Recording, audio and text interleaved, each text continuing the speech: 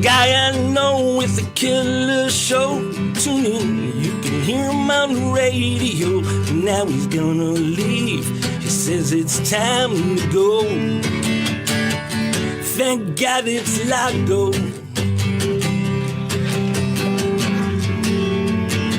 Thank God it's Lago. Good morning, my friends.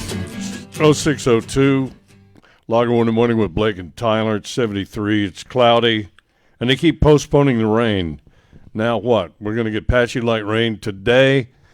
Cold front tonight. And let's see. The headlines in the Caller Times this morning. Virus serious for young adults. Questions and answers. They're the only ones that seem to be immune to this, don't they? Bars, restaurants, schools to close. Abbott takes action. Were you surprised about that? I was. I was too. I wasn't really, because I was expecting something. You could just feel it's like, hey, we're not doing enough, or hey, we're, whatever. Because it just seemed odd that you'd have all these people together in one spot, and every time they come up with a new CDC guideline, it was always, people over, no over 500, no over 250, no over 50, and then it just keeps going down.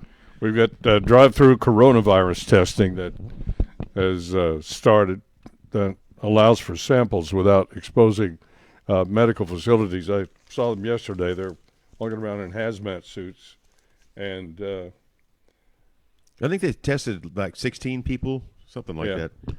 We asked the mayor. The number for the city-county health department is 361-826-7200. This morning, I was hoping Dale would be back. Dale Rankin, owner-editor of the Island Moon, but he had to go to San Antonio. At 7:30, Mayor Joe McComb will join us. Governor Abbott says bars, restaurants, and food courts are closed by executive order through April the 3rd. That includes your gym if you go. Tomorrow, today at 8 o'clock, Sara Snowden Middleton. Is that your trainer? No, she's been a friend of mine for, 10, 15 years. She's a rock star. She's a local group exercise instructor. And she's, honest to God, she went from not being a big exerciser to she's a freak. I mean, she can do like 150 burpees, all that kind of stuff. She's great. 150 what? She'll explain it. Burpees are one of those things where you get down and it's like do a push-up and then you jump up and do a jumping jack, and it's miserable. You do about 15 of them, you want to throw up. Oh, joy. Anyway, she'll give us a list of exercises we can do at home. HEB at Alemeda and Robert yesterday was busy, but not like it. There was more stuff on the shelves. I went around 2 o'clock, and there was no eggs, no eggs, no toilet paper, no paper towels, no liquid. Actually, there was like 4 bottles of liquid soap, and I found 2 bags of pasta. I found I was at the HEB on Saratoga, the HEB Plus, and I found just about the same thing you did. There was more stuff. There was more bread. White bread. There was a lot of white bread. That honey wheat. Yeah, well, government cheese too. I found more cheese and stuff, and there was more lunch meat. But what you're talking about, what I've been looking for, are the dry beans. Yeah. And there was like one kind of red bean off in the corner bag by itself. I grabbed that one. Then there was Mayakoba beans, the yellow ones. They had a bunch of black-eyed peas at Robert. Oh, did they? I haven't seen anything. And there was one lady, because when I walk by somebody, they go, "Excuse me, sir, could you reach that?" Because I'm tall. So there was one thing of pasta, and she left the other ones for like seed for somebody else. There was on the top rack, she couldn't reach it. Well, I was hoping to find some of that HEB's sweetened lime sparkling water. They were out of that, so I just bought the grapefruit. They did have a good selection of meats. Blake was on to something yesterday. Stop resupplying the T-shirts and the candies, and do the, pallet of toilet paper and dry beans or whatever. So I bought some bagels, some sourdough English muffins, bacon. I didn't have breakfast this morning. You're making me hungry. Frozen burritos. And I spoke to everyone within earshot. Smile for me. Come on. You can do it. And they did. No, I think everybody's pretty good natured about things. Of course, we aren't there in line at 10 till 8. That might be a different story outside. I don't know. Wendy Herman is up with us this morning. David Curtis, great to have you guys back. And one of my aunts, Patricia Stout, is up. And Laura Mae Miller. Where do I know that voice from? Okay, never mind. I had something.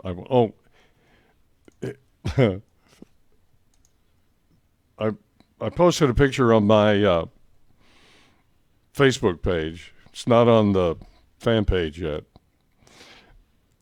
Actually, staying at home is not so bad, but it seems very strange to me that one bag of rice has 8,956 grains and another has 8,743 grains.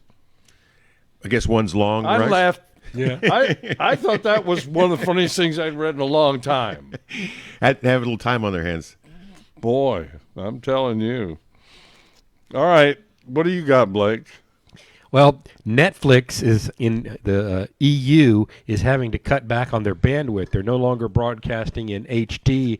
They're defaulting to standard definition because so many people are at home streaming. It's putting the squeeze on the infrastructure of the internet.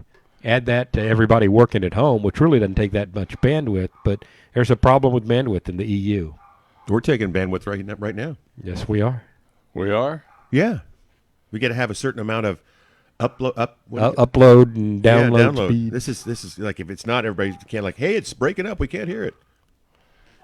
Those are the dogs in the background, by the way. They're unpaid spokesmen. Well, either that or Dale actually decided to show up early. I was thinking somebody walked in. Yeah. I guess I should go look. Oh, you're in the gunfighter. Oh, it's just two guys with masks and guns. All right. Come on in. We got a spare dog today, though. Yeah, I noticed a random lab. Yep, Lucy, my sister's dog, had a sleepover last night. Oh, yeah, she was sniffing all over me this morning. She's cute. All right. A reminder to support your local businesses together, and the onus is on us. We talked a bit about this yesterday. They're the bedrock of our communities, and boy, are they going to need some help. Did either of you guys call Lomax yesterday? Did not, but I ate all meals out yesterday. I had lunch at Price's Chef and dinner at that new sushi place downtown. Did you? I've been when we were driving there, we met some people there. When we drove by Water Street and saw how empty the Surf Club parking lot was, I wanted to turn in and help Richard out, but we'd already made plans to meet some folks at. I noticed they have a special all day long today. Their happy hour special going on. It's a dozen raw oysters for $12, and they're like $1 off domestic beers and today's everything has to close at midnight. Is that the deal? Midnight today, so you've got one more day to eat out and I guess infect yourself. I was I have to give a fishing report at some point, but I was out at Michael May's yesterday because I was going to ask. I was hoping May or Michael would be out there, but they weren't. Because I was going to ask them what their situation was, for the weekend and going forward. And I talked to Carly out there, and I said, hey, I don't know, you're not the spokesperson, but I said, leave a message for one of them because I was serious about what their plans were. And she told me that the idea was they're going to have the wait staff go deliver stuff. Yeah, that's what Richard was talking about when we talked to him earlier in the week. Well, I'll text him here in a minute. Would you guys just ignore my texts or what? I'm the one who suggested Richard while I was standing waiting to talk to my sister in the hospital. So all right. According to the Channel 6 KRIS TV website, 2 additional testing sites setting up across the coastal bend. Local restaurants are still open after Friday. We've got a list of that. Fremont ISD puts kids' meals on wheels.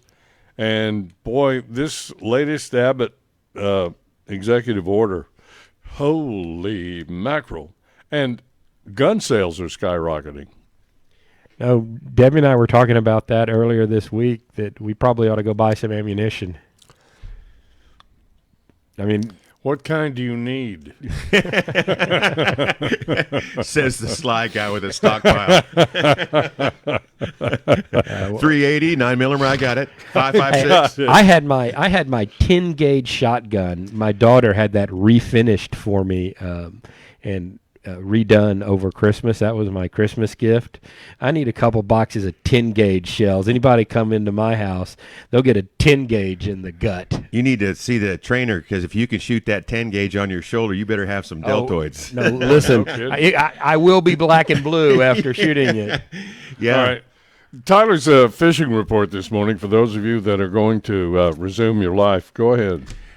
Here's my buddy Leo Juarez III is on there, and Leo Juarez III yesterday was one of the guys that caught Jack Crevel out at the jetty at South Port Aransas jetty. I looked up there and he's grinning ear to ear, and he's got this big jack on there. He's caught on one of those Nick top waters that Nick sells for $15. Yeah. Nothing like seeing a Jack Crevel bust in a top water. That was fun. I went to Bob Hall Pier doing the fishing report. That's why I was talking to Michael Mays folks. My friend Len was out there. I was been watching it all night long. Yesterday morning, we're like, here's Len with another 42-inch bull red. Here's a 38-inch bull red. He caught him all night long the other night. And then yesterday afternoon, there was a gentleman that had a 6.5-foot black-tip shark out there.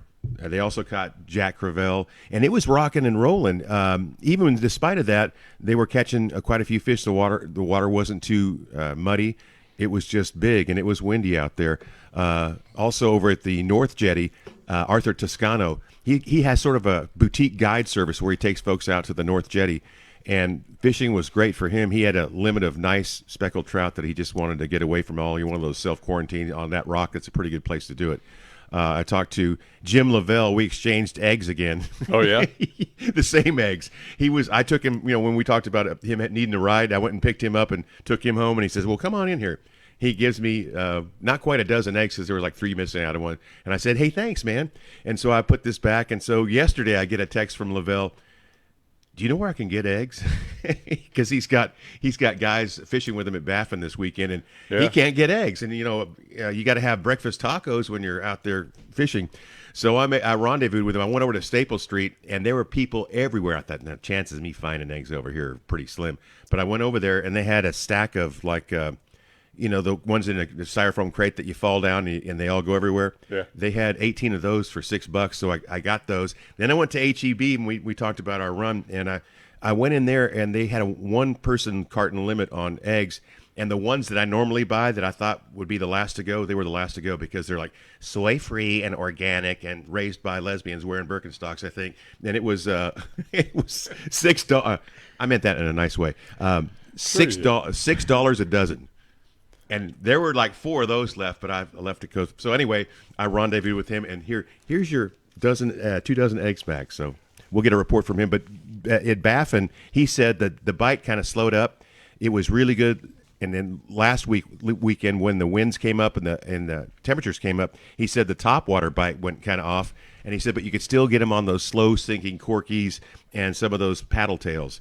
The folks over at the Causeway area piers, they're still rocking and rolling with those big black drum like they are every February and March. The biggest one so far at the Causeway has been 44 inches. But Loopy told me yesterday that they're, from 4 o'clock on, they're getting a lot of those keeper drum and still getting those big oversized drum. And the trout and sand trout are also doing well over there. And also the land cut is also a hot spot when the winds are like this. Oh, yeah? Yeah. Anoy Garza, they came back with all kinds of black drums. So if you want to stock up your larder, now's the time to do it with those black drums. The Seashore, their Malachite Visitor Center is closed to the Corona deal, but the other amenities are open, like the bathrooms, and everything's as normal. But those winds out of the northeast tomorrow is going to probably bring the fishing to a halt because the winds are northeast winds kind of brings water close to the dunes. So watch out for that, and that's about it. There's fish to be had. That 6-foot shark, though, that would feed somebody's neighborhood. Yeah, the black tips, they're not on the threatened list or anything, and I used to eat them, but I don't really seriously fish for them much. But black tip is, if you get them, the key with any kind of those sharks is that you can't sit there and fight them a long time. Right. You've been offshore and you have that urea smell. It smells like kind of like pee, whatever. Yeah. If they smell like that, man, they're not going to be worth a darn. But some of the best eating fish out there. It sort of tastes like a mild halibut, like halibut without the fat. They're really good. I mean, I'm not going to lie. Most of the restaurants are doing curbside pickup, drive-through. I was wondering about Bamboo Garden. It's just right up the road on Airline Drive. Chinese food with the Chinese flu. Yeah, there's a new Chinese restaurant there on McArdle between Airline and Staples, Jaja. It's actually pretty good, too. Somebody brought that up the other day. Brewster Street is the Ice House downtown. They're doing catering, takeout, curbside pickup. Brewster Street Ice House on the south side, limited menu takeout. Just about everybody is doing Catfish Charlie's takeout. Got an email from the Yacht Club. You know, you were there with Hummel. Yep. They're doing family-style takeout. So they actually had a picture in there. They do a tinfoil container with a complete meal in it. That makes more sense for your entire family. Yeah, that makes because it takes less packaging. Yep. It's more expensive. You get here your whole family get as opposed to like I want the individual black drum with encrusted with pecans or whatever. Hey, there's Travis Janik says, "Morning guys, Academy in Portland basically sold out of ammo." And Wendy Herman with an endorsement for Jaja. All right. Wow. Sold out of ammo? Yeah. Maybe we could swap toilet paper for 223 or whatever. Wow. Yeah, I've got a couple of rolls. I'm willing to go for a few 9mm. sold out of ammo. Anybody else got a comment on that ammo situation? Wow. I mean, You've got a lot, apparently, because this look on your face right now, it's like, I've got... You may be able to make up for the losses in your 401k with some ammo sales. Talk about the Cheshire Cat grin. It's like he's like, you might have a bit. I know he's not going to let any of it go. Oh, no. Cool. Yosemite, I can picture him like that with two pistols guarding a door. Yep. Yeah, like the Raider Red on the Texas exactly. Texas Tech. You got to love a school whose motto is guns up. I think I got 4 boxes of 223s. The ammo. Yeah, like you take container. Leo says, Wire says, Diamond Point Catering out of Gaslight Courtyard is doing pickup meals as well. Yesterday at Academy, Corpus Christi, there was a 1 box per person limit on 9mm and 5.56. So they're used to it over, I guess, at our Academy. They're getting through the line. I never would have figured that. I thought the last run we had on ammo, people would have had stocked up. Would have had it. I don't know. You see it sitting there and you say, I'm going to go to the range. Well, Pamela would, for a month, she would say, did you buy more of these bullets? By more, you mean a whole ammo case or just a box? Well, I have a friend that has one of those places where you can learn how to clear out the inside of a building. Yeah. Yeah. And like the house to house with the short weapon. I stopped by the scene one time, and I ended up with 3,500 rounds. So it was a great visit. What was the Facebook apology for? We're sorry we got it wrong. Oh, that was the I have it like on my phone. There's this little green button. Sorry we got it wrong. Because those things you and I were talking about 2 days ago where we made links to coronavirus, and if you made a link to anything, whether it was serious information or if it was a bogus meme or whatever, they said it does not up to community standards, and they wouldn't tell you, they wouldn't give you a spot to where you could explain, hey, I did this is not wrong. It only said, are you guilty? Do you disagree? And I said, I disagree. And then I guess about 3 or 4 hours later, it said it just came back up again. They made a mistake. I think their bots were getting out of control. You do? Yep, Skynet beta. Yeah, that's what. And so both of them, this morning it finally said, it said we're sorry on my notifications, but it didn't say anything else about it. Just said they were back. I don't. Yeah, you had the. It was actually one of them was one of the ones you had linked with the hand cleaner and something else and coronavirus stuff, and it was innocent. It wasn't anything naughty. Well, thank God. I would have to. I would hate. Let's see. Is this? It's still got the March 19th on it when I'm trying to create a post. Will one of you guys get the? Get the what? Get the fan page business up. It ought to be up. Everything. I mean, they wouldn't be watching us if it isn't. Yeah, I'm watching. I don't get the feed like you do with who's all watching, except for I got the questions from Leo, the information from Leo and the other. Yeah. No, it's all rocking and rolling. All right.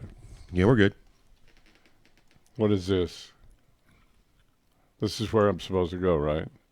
You go to the on our administrator page. You go to the fan page. Go to the left where it says videos. There's a little red thing that says live, and you click on that, and then you click on the video. You scroll down and all video, and then there's one that has live up in the upper left hand corner. 20 started 22 minutes ago. Want me to pop over? Yep. Go ahead and accessing my camera. Oh boy. Yeah, he's trying to cancel that. You're trying to start another video. Dun, dun, dun, dun, dun, dun, dun, dun. There you are. Click on that, and you'll have all your friends over here. All right. Started 22 minutes ago. All right, I got it. Yeah, go ahead. Yeah, now you need to mute your speaker because you're hearing us 20 seconds ago. God. All right. That stopped it. All right, we can go to a break now if you need some more computer consulting. Just speak up. That's pretty bad when you're having me consult you on a computer, but that's okay. It's Bud Lockhart in the morning with Blake and Tyler. Gary Osborne, Ted Mandel is back. Bill Kimbrell. Thank God it's Friday. I posted a picture yesterday. What a year this week has been. No kidding. Randy Cross, Leo Juarez, morning Tyler, Travis Yannick, morning guys, Academy in Portland, basically sold out of ammo. Holy mackerel. And Wendy, of course, gives her, is it Yaya or Jaja? Jaja is what I call it. It may be Yaya, but I say Jaja. Well, is it a JJ? J-A-J-A. That's not Chinese, is it? I don't know. I've also referred to it as Cafe Jar Jar Binks. Well, I was thinking the same thing when you said Jaja. Lindsay Day say, but did Tyler get the job with the hooks? No. It wouldn't have helped if you did because they've postponed the season. Yeah, there's we have Brother Dave, or is he on permanent vacation? No, he's on permanent vacation. Well, I was going to say something, and we're talking about baseball. Everybody's wondering what to do. There's the guys that I know on a birding thing. They were watching a cardinal and a blue jay having it out over some worms in the backyard, and they said the Cardinals were leading the Blue Jays 3-1.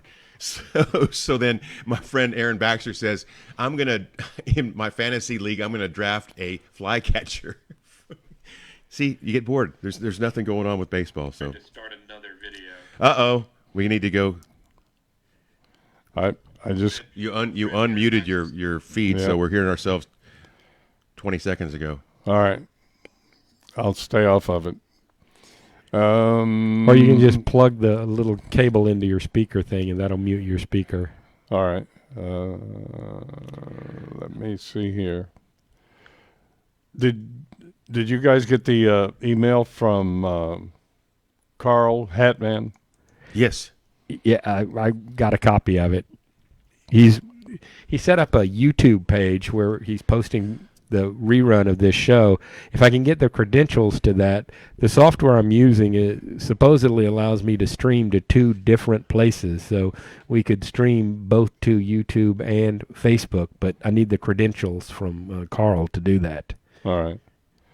He said there's a way to do this that would cost about $6 a show. No, that's streaming it to a podcast service, but there are ways to do that for free we need to get on, if we're going to put podcasts of this show up after the show, which is fine, just takes another 20 minutes after the show or so. We put it up on we need to get it up on Apple and Google and Stitcher, and maybe I don't know if we want to fool with iHeart, but they're one of the largest. They do have a large footprint. podcast platform, and actually good integration with a lot of software. It's actually fairly easy to use their streaming and podcast service. I don't think they'll let us stream it, but I think we could get the podcast up. There's a Elizabeth Warren tweet from late yesterday. President Trump, are your eyes stitched shut? Hospital need test kits, ventilators, and other medical supplies. That's why the DPA exists. Stop dragging your feet and burying your head. Start helping hospitals that are about to be slammed by this pandemic. Didn't he do that yesterday? Yes. Or the day before yesterday? He signed the Defense Production Act to combat the Chinese virus. And wasn't he dealing with, like, I think some of the auto manufacturers to get get them making ventilators? That's right. So it's totally normal for a United States senator to play censor for the Chinese communists. Nothing creepy about that, is there?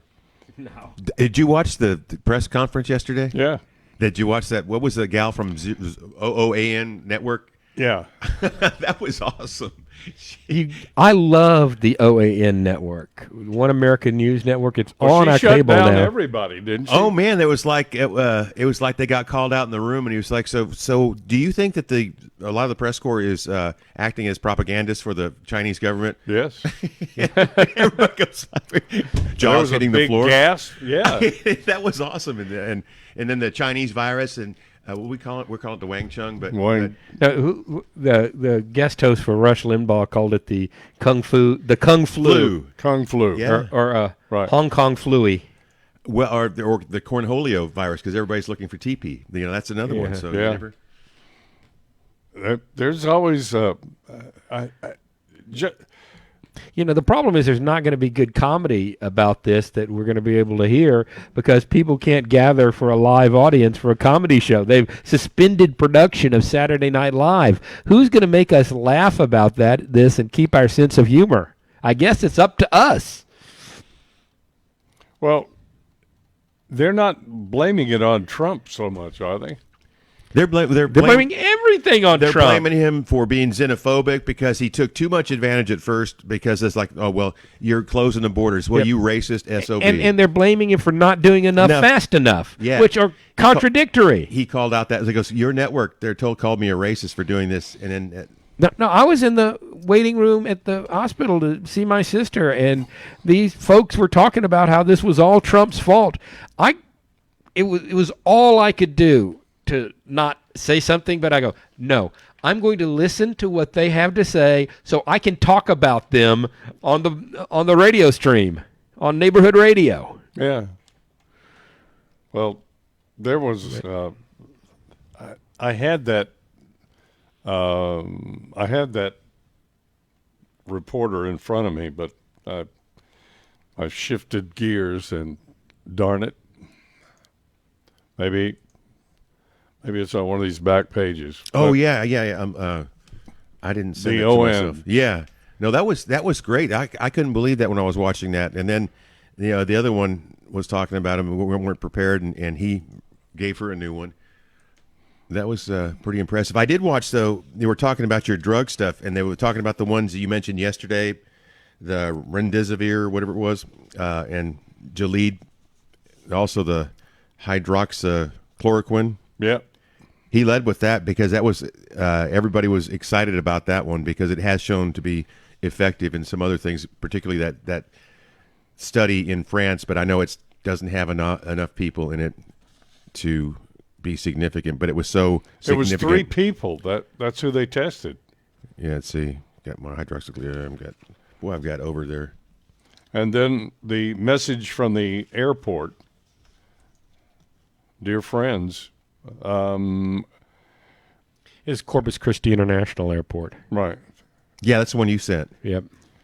We'll continue to deal with the impact of the pandemic. As you know, the pandemic has led to a rapid reduction in both international and domestic air travel. The airlines have announced varying levels of cutbacks in service for the foreseeable future. We would just like to take a moment to share with you what is happening here at the airport and what we anticipate to come in days ahead. Reduction in traffic, reduction. And one thing I've learned during my years in the Marine Corps is that we are a strong and resilient nation. Air travel and tourism is a huge part of our national and local economy. We stand ready to play our role. However, we recover. Fred Segundo. And don't I feel better now? This will be over. I'm with Fred on that. We're going to pull through this. I think we're going to be better than we think we are, because we fell off the cliff so drastically. I think we'll come up the other side quickly. That is, if oil prices come back. You're gonna need gasoline to go pick up the food from the restaurants doing takeout, I guess, and take back the toilet paper you bought. I mean, I'm all for this. I think deep down, everybody, like we talked earlier, everybody wants to roll up their sleeves and help, but we can't roll up our sleeves because we'll infect somebody. But I think the spirit is back with everybody, like you at the grocery store, giving a hey to everybody. You know, that's. I had somebody open the door for me with his elbow, and I said, you know, I think there's a spirit around here that's kind of good. I mean, people are wanting to, like, hey, I'm with you, buddy. I'll see you after the siege. I saw John Carlson at HEB. I said, I'd give you a fist. No, I can't do that. We just talked and said, I'll see you on the other side, buddy. So. And the DPS has closed the driver's license offices across the state. So we don't have to wait 2 hours anymore? Yeah. That's nice. Can't we do it online? I guess. Does anybody even know where that is anymore? I found it. It's out past, like you go to the veteran cemetery out there off the Joe Fulton thing. It's sort of out there. I had to take my grandson out there to get his test twice. You have 2 or 3 different holding things. The first one you think, hey, they called my number. I was like, that's the call your number to the second place where they call your number again. And then you think you're almost there and they call your number again. It's like a bad meat market, where you pull a ticket. Yeah, I know. It's awful. Limit on public gatherings reduced to 50 by San County officials yesterday. In Thursday's Caller Times, the Nueces County Judge, Barbara Canales, had that news conference and beat the governor to the punch. Yeah. This is Thursday's paper. Are Corpus Christi businesses following the order? I think for the most part they are. Yeah. I had some questions though. People say, like, what about they have gyms on there. You can't the restaurants with that. They said something massage salons. But people are wondering, well, can I get my toes did? Like, can you go to a manicure place? I mean, to me, those are full of germs anyway. Soaking some vat with some woman's. Well, I'm looking at this on Channel 6 website. Bingo player Cheryl Watson says she feels safe despite the social distancing. If you're a bingo dog, nothing is going to deter you. If you've been to that many bingo parlors, you're probably covered. You're immune. And you're certainly willing to gamble. That's right. But she can. The stakes are a little higher with the coronavirus than there are with a dollar bingo card. Well, just Breedlove, Deputy Police Chief Breedlove said We would educate the individuals at the location. If they're more than 50, we would educate. And after the education is done, we would give them a warning. Then we would take other enforcement actions. So for businesses that don't comply with the 50 or less order, they'll give you a ticket. I don't think I've ever seen more than 50 people in a nail salon. You know, when I go pick up my wife, and the smell drives them away. Well, I mean, I walk out of there, woo! Well, they were wondering about, you don't have 50 in there, but it's close quarters, and they're, some of the most people that are susceptible to getting that are the, first responders, nurses, and they said barbers and people like that. Well, I was with my realtor, Zoe Gottledge, yesterday as we were doing some inspections on the place we were going to move, and she got a call from her hair salon saying, we've canceled everything. Yeah, well, see, they're also, it's now gatherings, you're supposed to limit it to 10 or less, right? When you're personal. Yeah. So that's why some of these Camp Gladiator folks, we'll find out they're doing some stuff online because they're not supposed to be 6 feet. They're supposed to be 6 feet apart, and they're trying I can have 10 clients go out there, but they said no. We'll find out from Sarah later on in the 8 o'clock hour about exercise, because it's I go to the club just about every day. I saw Gene Seaman. He's at the club every afternoon at the athletic club. And I said, hey, what are we going to do now? And he goes, I don't know.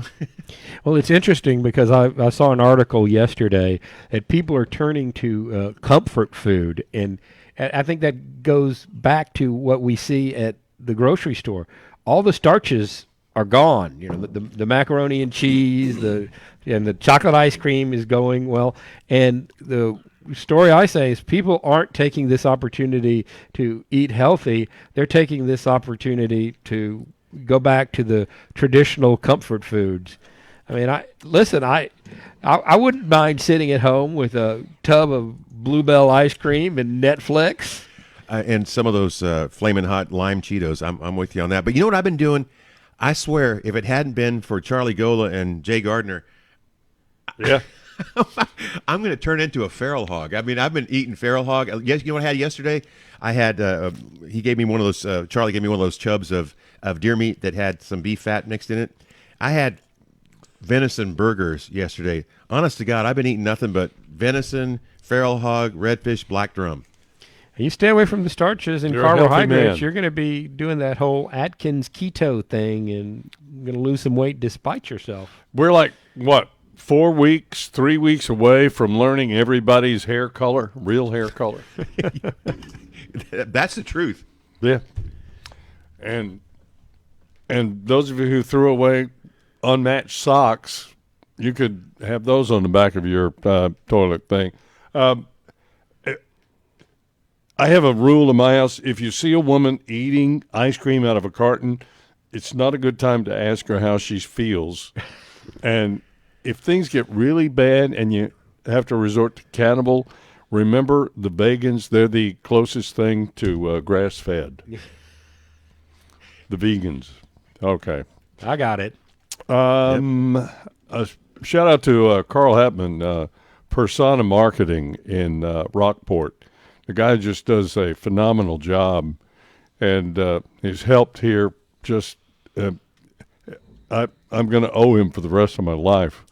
I'm praying the virus that it's contained and eradicated, and for the sick to be healed. This thing Tyler brought up minutes ago, and I started on yesterday. I really think the things that are going on is going to help contain this. So all this panic buying and grieving, if you start, I think feeling comforted, you will. The American medical community is going to do a great job here. We have a tendency to lament and ask God for stuff, and let's not forget, it's a good idea to just be thankful, confess your sins, and praise and thank God for who He is and what He does. Praying from this perspective will change what you expect.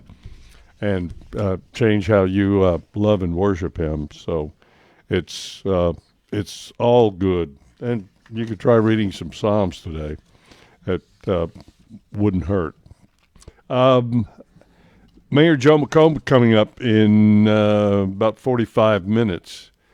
He sent me a request for my, my new email address, which I'm not going to give out here. You know what happens when that, I had to change credit cards yesterday, day before yesterday. Somebody somehow charged a PayPal buy to one of my credit cards. How does that happen? You could get caught up in a data breach somewhere. Some company that you've given your credit card to gets a data breach, or it could be as simple as a waiter at a restaurant takes a picture of your credit card when they're take it off to run it. I had that happen one time with a taqueria, and that was years ago when Valdez was the district attorney, and I was so mad because I had everything. I include the person that stole my credit card information was. We found that she gave flowers to her sister, ordered pizza, and the guy that she got the pizza from even said she asked her the code on the back.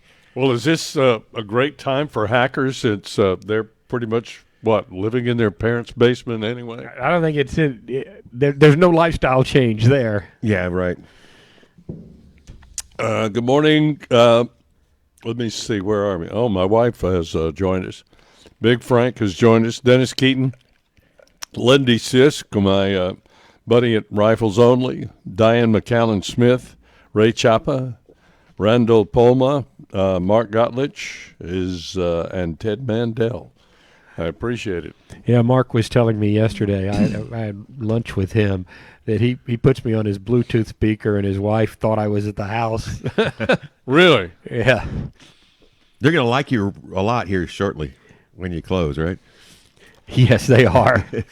They'll be, if the restaurants reopen, they'll be taking me out. Yeah, I'm hoping Mark bought you lunch. He did. I had the chicken fried steak at Price's Chef. I went away from my usual enchiladas. Yeah, I love going over to Price's Chef. Yeah. We go over there and have the. I guess I get the omelet over there, but the thing over there with them is all those biscuits. Migas. Oh, do you like those? Oh yeah. They have the Hall of Fame on pictures on the wall. I'm there. Are you really? I'm there with the picture we used in the campaign of me with the eagle.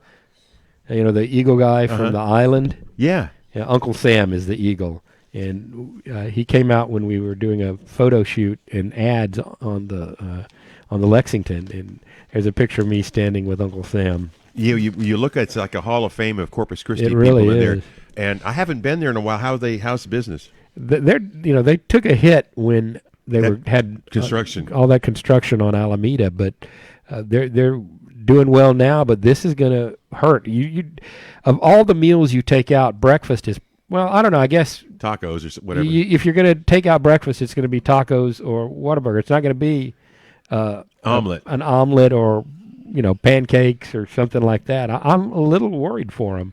Well, that's what I'm gonna swing by Wednesday, and I love their chicken and dumplings. Wednesday's chicken and dumplings day. My plan is at least every Wednesday to go by and get some. That's the other thing we're trying to say. If you can support the local folks, because everybody's in this together, and if we can.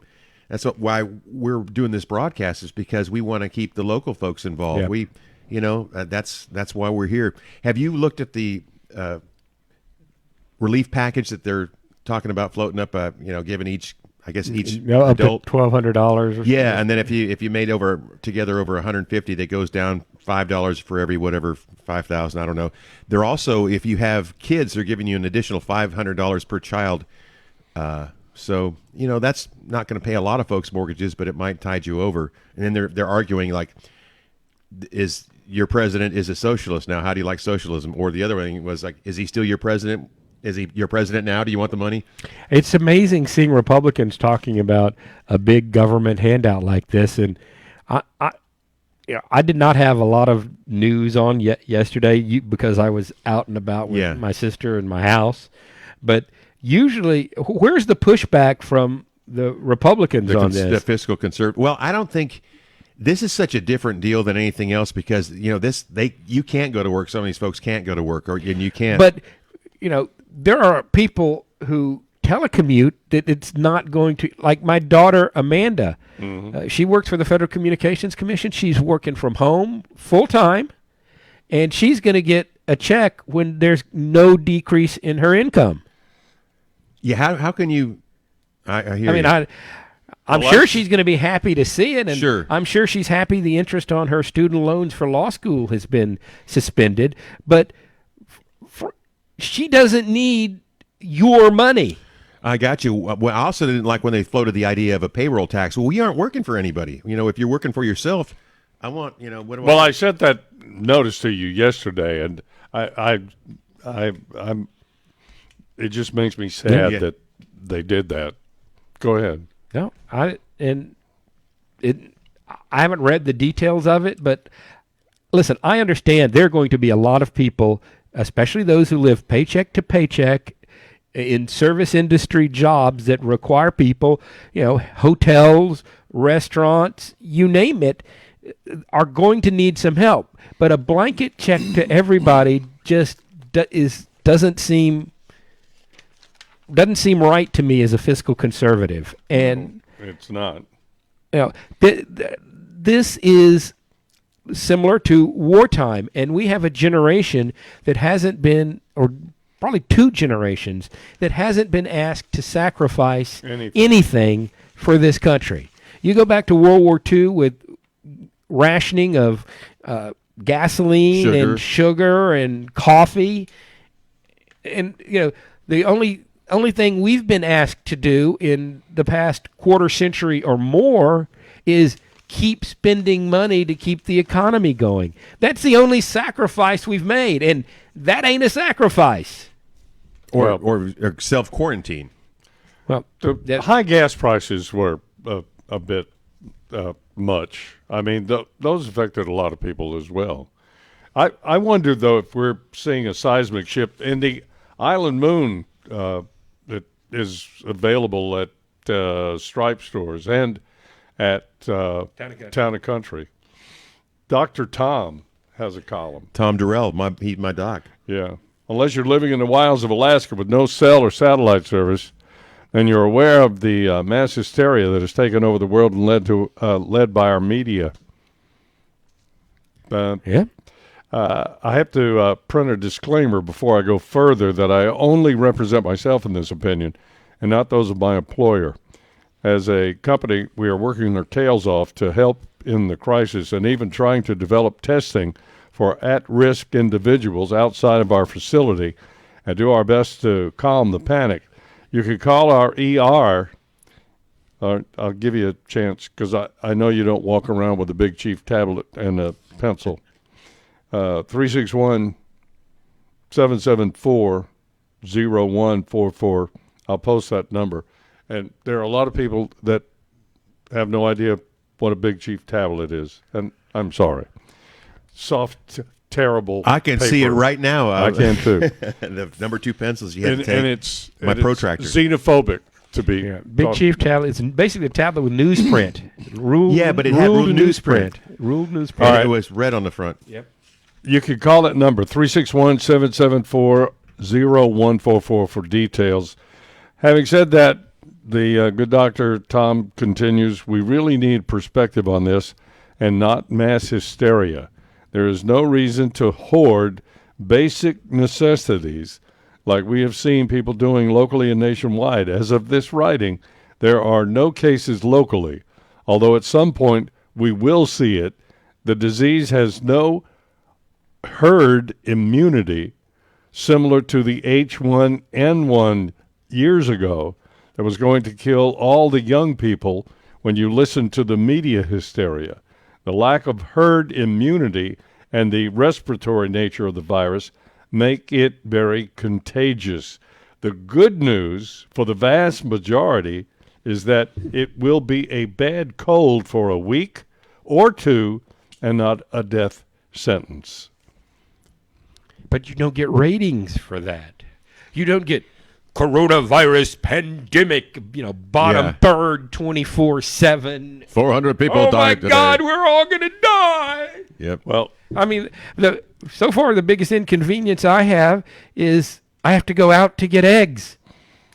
Well, And it may get easier now that I don't have to go walk in to pick up my takeout. They're going to bring it out to me. well, that comparison I did yesterday between the flu virus, the H1N1, the swine flu, Dr. Tom and I were on the same page. Yeah. I must have been channeling him. Tom is very level-headed when it comes to that. He's a conservative, and he was at the athletic club, I guess, a week ago with me. I said, "Hey, Doc, what are you doing here?" He said, "Oh, well, working out." He knows what's going on. Well, let me get back to something else that occurred to me while I was reading Dr. Tom's. It's in the Isle of Moon. It's a great read, and please pick up the Isle of Moon and read it because it'll calm you down if you're. Price is right on the Island Moon. I'm telling you. $0. I want to know if we're seeing a seismic shift here in what is going to happen to the higher education bubble. Oh, well, I think you're going to see a lot more telecommuting and teaching at home, and just like they do with the college courses. Well, A&M Corpus Christi, A&M Kingsville, they've shifted their course offerings online, and it's just about every large college and university around the country. It might get students wondering why they would continue to pay these exorbitant fees for dorms and meal plans and parking when they get the same instruction sitting at home in front of their computers. University of Phoenix has been doing it for decades. Well, I always thought that that was like a mail order preacher license. I did too. Originally, because it's like, well, you can have some shill sit in there and give your credentials and like take all your stuff. That's why I thought it was like, well, no, they've got technology now. My daughter did some online stuff where you have to have your camera on your computer while you're taking it, so they actually see you. Well, college affordability and student debt are two of the most pressing issues to young Americans today. No, I mean, wouldn't they look favorably at any arrangement that allows them to finish college without, hamstringing themselves with? Yeah. So the question is, even though they don't have all the students on the campus and don't have to provide the same services to an in-house student population, how quickly are they going to lower their rates for that? Well, I don't see it happening. I think it's great because you have somebody that's a single mom or something, and she only has a certain time at night. You don't have to sit there and get but babysitters. you can take a lot of college credit courses online. Debbie is looking at a master's in nursing course, and 80+% of it is online. Pretty much the only stuff she has to do in person is take tests and do the clinicals. Yeah, Well, I want you to read this. Listen to this. Last week, Arkansas State University Assistant Professor of Sociology, Rebecca Barrett Fox, wrote a post on her blog, "Please do a bad job of putting your courses online." That's a quote. Quote, "For my colleagues who are now being instructed to put some or all of the remainder of their semester online, now is the time to do a poor job of it." She's arguing that students watching an online class may not be technologically advanced or might not have the right technology to view the class, or maybe working longer hours in their everyday jobs to protect the public from the COVID-19 virus. That's bull. She's doing it because She wants to protect her job. it's exactly protecting students by giving them a worse education, even though they're paying the same tuition. I think they ought to pay less. Well, they should be concerned that if professors did a good job of promoting online education, it'd make many of those other academic jobs obsolete, wouldn't it? It'd be like McDonald's employees singing wonders of automated ordering machines. Yeah, I mean, that's why she's doing what she's doing there. You're making yourself obsolete. You could have so many. You still have to have somebody that drives the curriculum.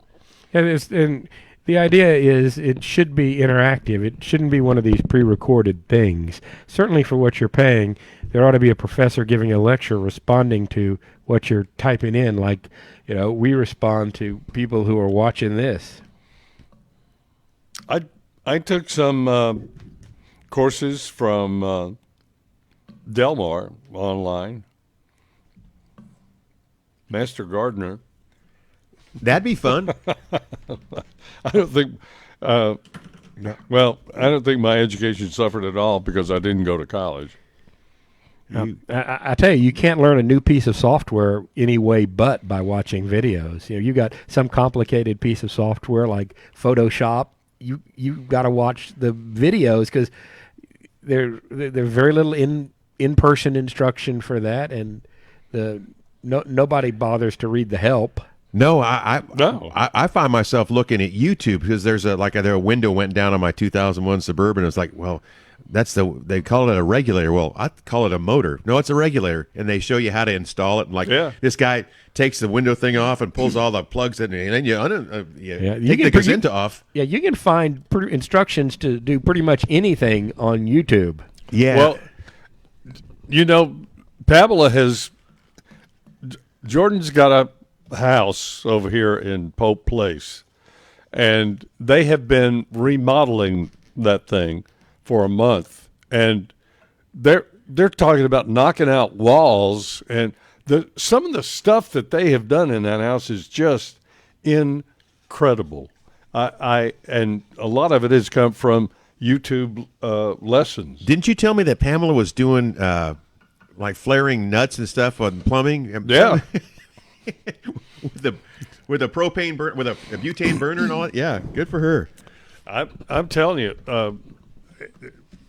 it just seems to me that we're looking at a seismic shift here in how people can learn things, and if this coronavirus pandemic can help solve those problems of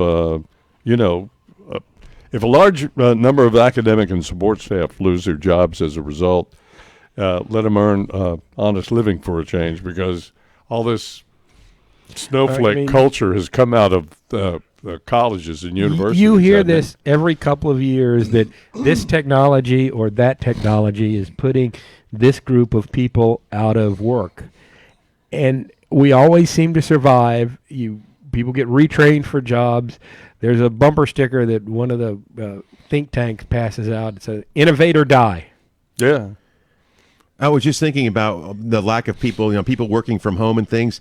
I had a buddy whose wife, she was a snappy dresser, and this is like 10 years ago. They were spending like $500 a month on dry cleaning.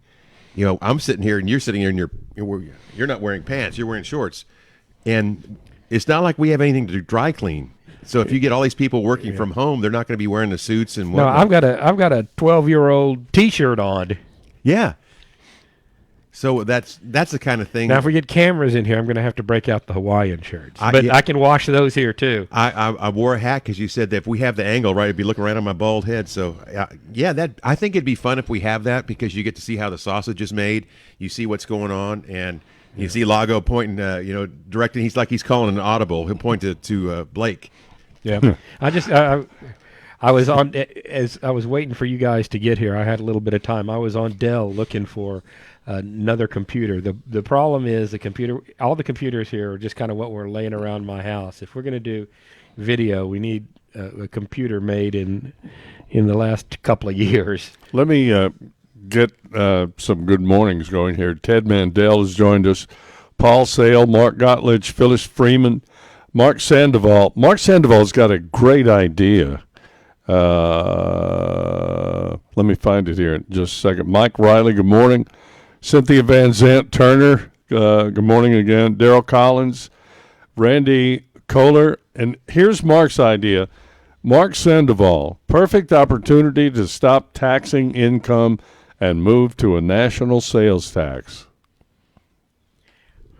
This could be an opportunity to get something that I think needed to be done a long time ago. That that conversation just went away, didn't it? It did. There was a flat tax, wasn't it? That Yeah. Neil Board Flat said. tax, fair tax. Yeah, well, I always thought that was good but they say like, well, as long as you exempt people the stuff that you have to buy every day, like gasoline and whatever, food. They tax the what out of Yeah. gasoline. With you're paying 37 cents a gallon. or plus, yeah.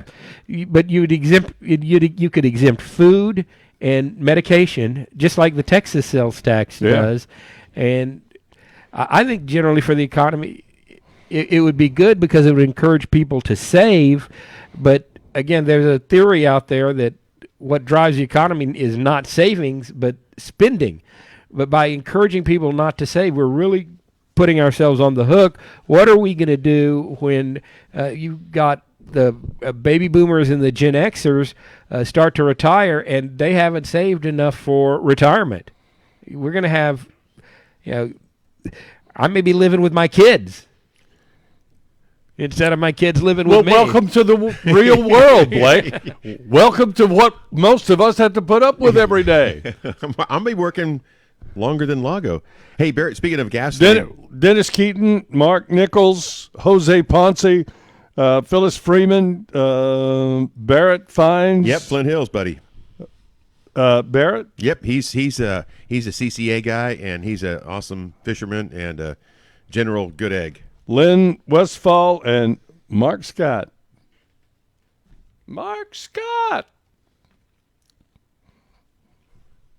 Hello, Mark. Hello, Carol. You got us on the Bluetooth speaker where the whole family's listening. I hope. But you were going to say what? Flat tax, fairness. Yep.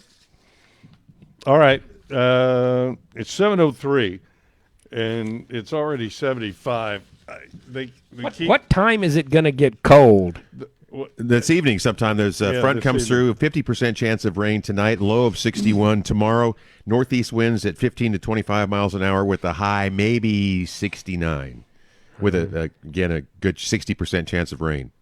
So I think the showers are supposed to come this afternoon. So if you got lawn to mow or if you want to go to Lowe's, have you seen you saw all the stuff at Lowe's? Yeah. I guess they're expecting everybody to self-quarantine and mulch. They have, pallet after pallet of mulch over there. Well, they were bringing that stuff in. I talked to one of the guys day before yesterday, and usually when they start bringing it in, people start taking it out. But we have been preoccupied with other stuff, so the time it takes to turn the boat around, the mulch is still coming. They have my secret passage to Rudy's blocked off. I go that side way and go around and buy the garden department at Lowe's and get in there. No, it's blocked off. So you have to make the right turn over there on SPID and just get there that way. Well, if you're all worried about being, you're going to die, why worry about the lawn? Well, I want to have I want to go to Turner's and get some of those things, the tomato plants that already have the flowers on them. Yeah, because it'll only be a couple more weeks before they'll have. Especially with cherry tomatoes. You need to have the victory garden. This is perfect. This is why you have garden stuff, so you don't have to go beat somebody to death for like vitamin C or whatever. Well, it's interesting what you think as you're going through HEB.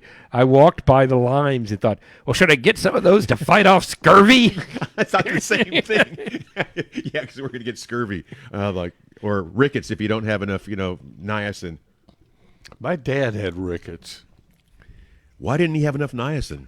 Well, they had a maid, all right, and he was so spoiled that he would only eat spaghetti with butter on it and salt and pepper, and that's what he ate. And she fed him. She let him, and he got rickets. What's your maid's name again?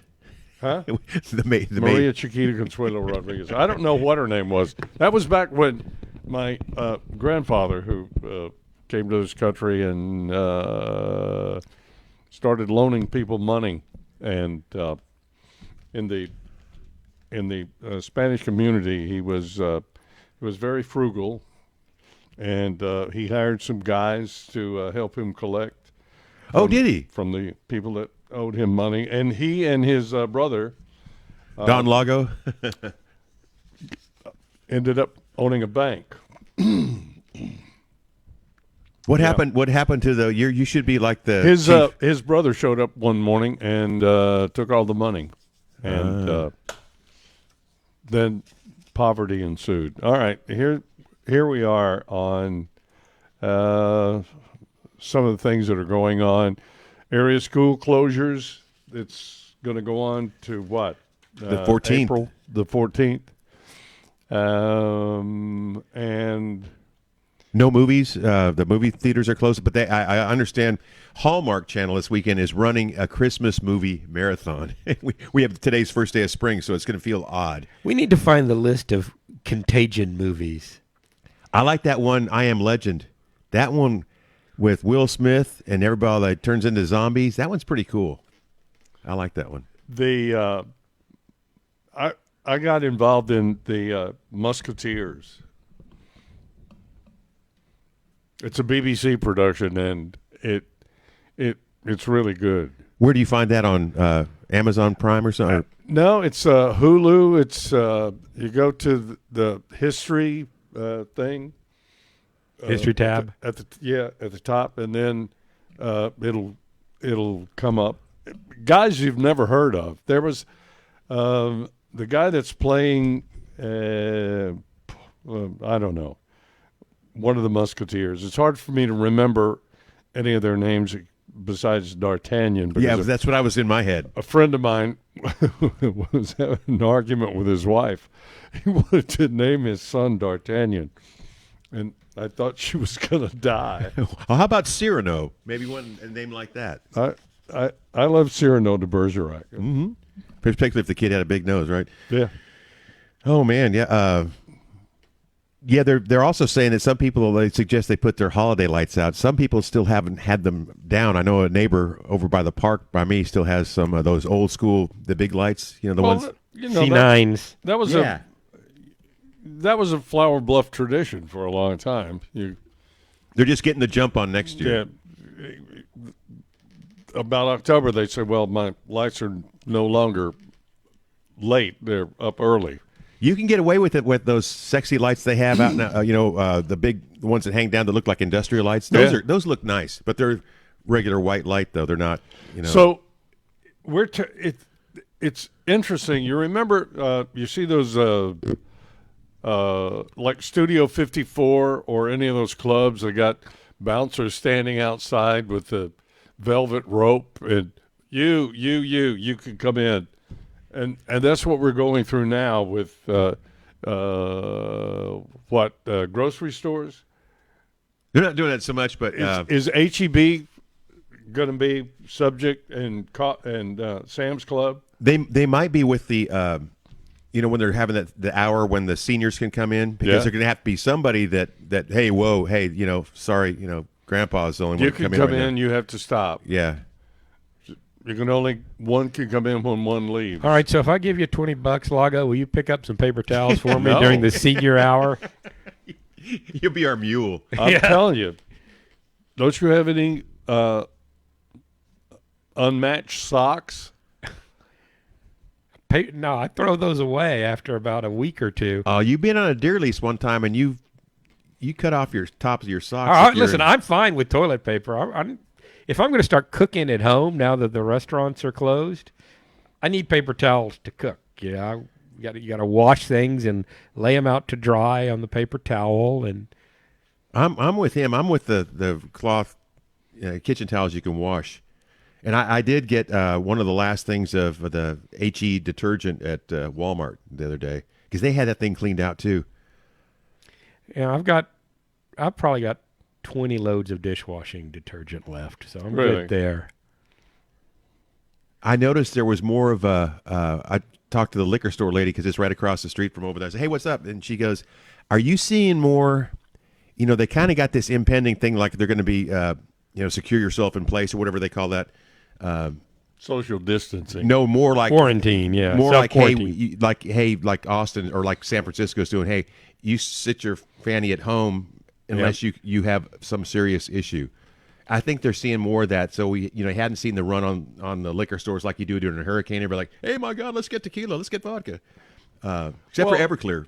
Didn't we go through a period where people stopped just getting as drunk as they possibly could at hurricane parties, because it's not really a good idea to be wasted if you're trying to save your own life. Yeah, I know, but it finally dawned on everybody us. likes the Twister reference where the guy's sitting there drunk at like a Packery Jetty and throws a bottle of whiskey into the eye of the hurricane at the top of his, what.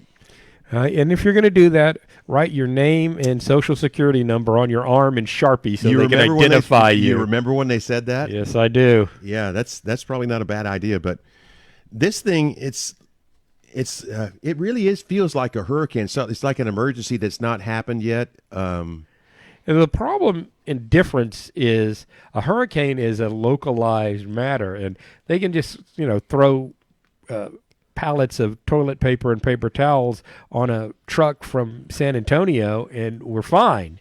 But this is nationwide. Yeah, so you can't run to Grandma's house in San Antonio and sit out the hurricane. This is like you can't run anywhere. Yep. Where there's no place to go. I guess we could get a tent and some food and go camp out on St. Joe Island. Yeah, that's not a bad idea. Just like Arthur Toscano goes over there, goes and catches a limited trout. It's something, cathartic about going to the beach and just watching the waves. It calms you down. Yeah, it does. The Island Moon, the March 19th edition, is out in your favorite stripe stores in Town and Country. Dr. Tom Durrell has a really terrific column, Hysteria and the Pandemic. And Dale wrote about the Island Strategic Action Committee getting 4 new members. Congratulations. The Padre Island Business Association and the island streets that are scheduled to for repair. The city staff presented the Island Strategic Action Committee with a list of island streets scheduled for repair this year. The Aquarius, they just did that. You and I were on Aquarius the other day when we went over to Oggs's house. Aquarius from Skysail Street to Lanyard gets a new surface. Aquarius from Lanyard to Topsail, new surface. Cayo Gorda from Cumana to Dead End gets new overlay. Anyway, all of them are listed in the 19th edition of the Island Moon. And there's a scam that Dale wrote about. A recurrence this week. It makes its way around the island from time to time. Somebody finds a house listed for sale, and they use the photographs to rent it to an unsuspecting weekender. In this case, shows up at an occupied house. Maybe when the city of Corpus Christi writes its anticipated ordinance for short-term rentals, there will be a way to check which houses are available for short-term rentals. But now it's buyer beware. Yeah, there are all sorts of horror stories out on the internet about people who are scammed by unscrupulous short-term rental operators. Even houses for sale that they've done that to. This is a time we need to support our local businesses. The business on Padre Island and in Port Aransas. Restaurants are still serving, even though you can't sit inside. Most of the businesses are open. The fish are still biting. We had a fishing report with Tyler this morning, and they're really doing well.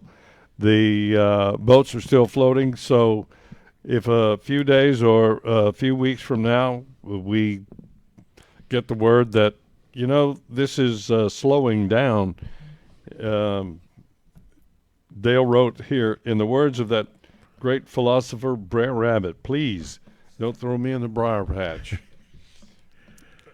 Song of the South, Uncle Remus. Yeah, I'm thinking that right now with the birds.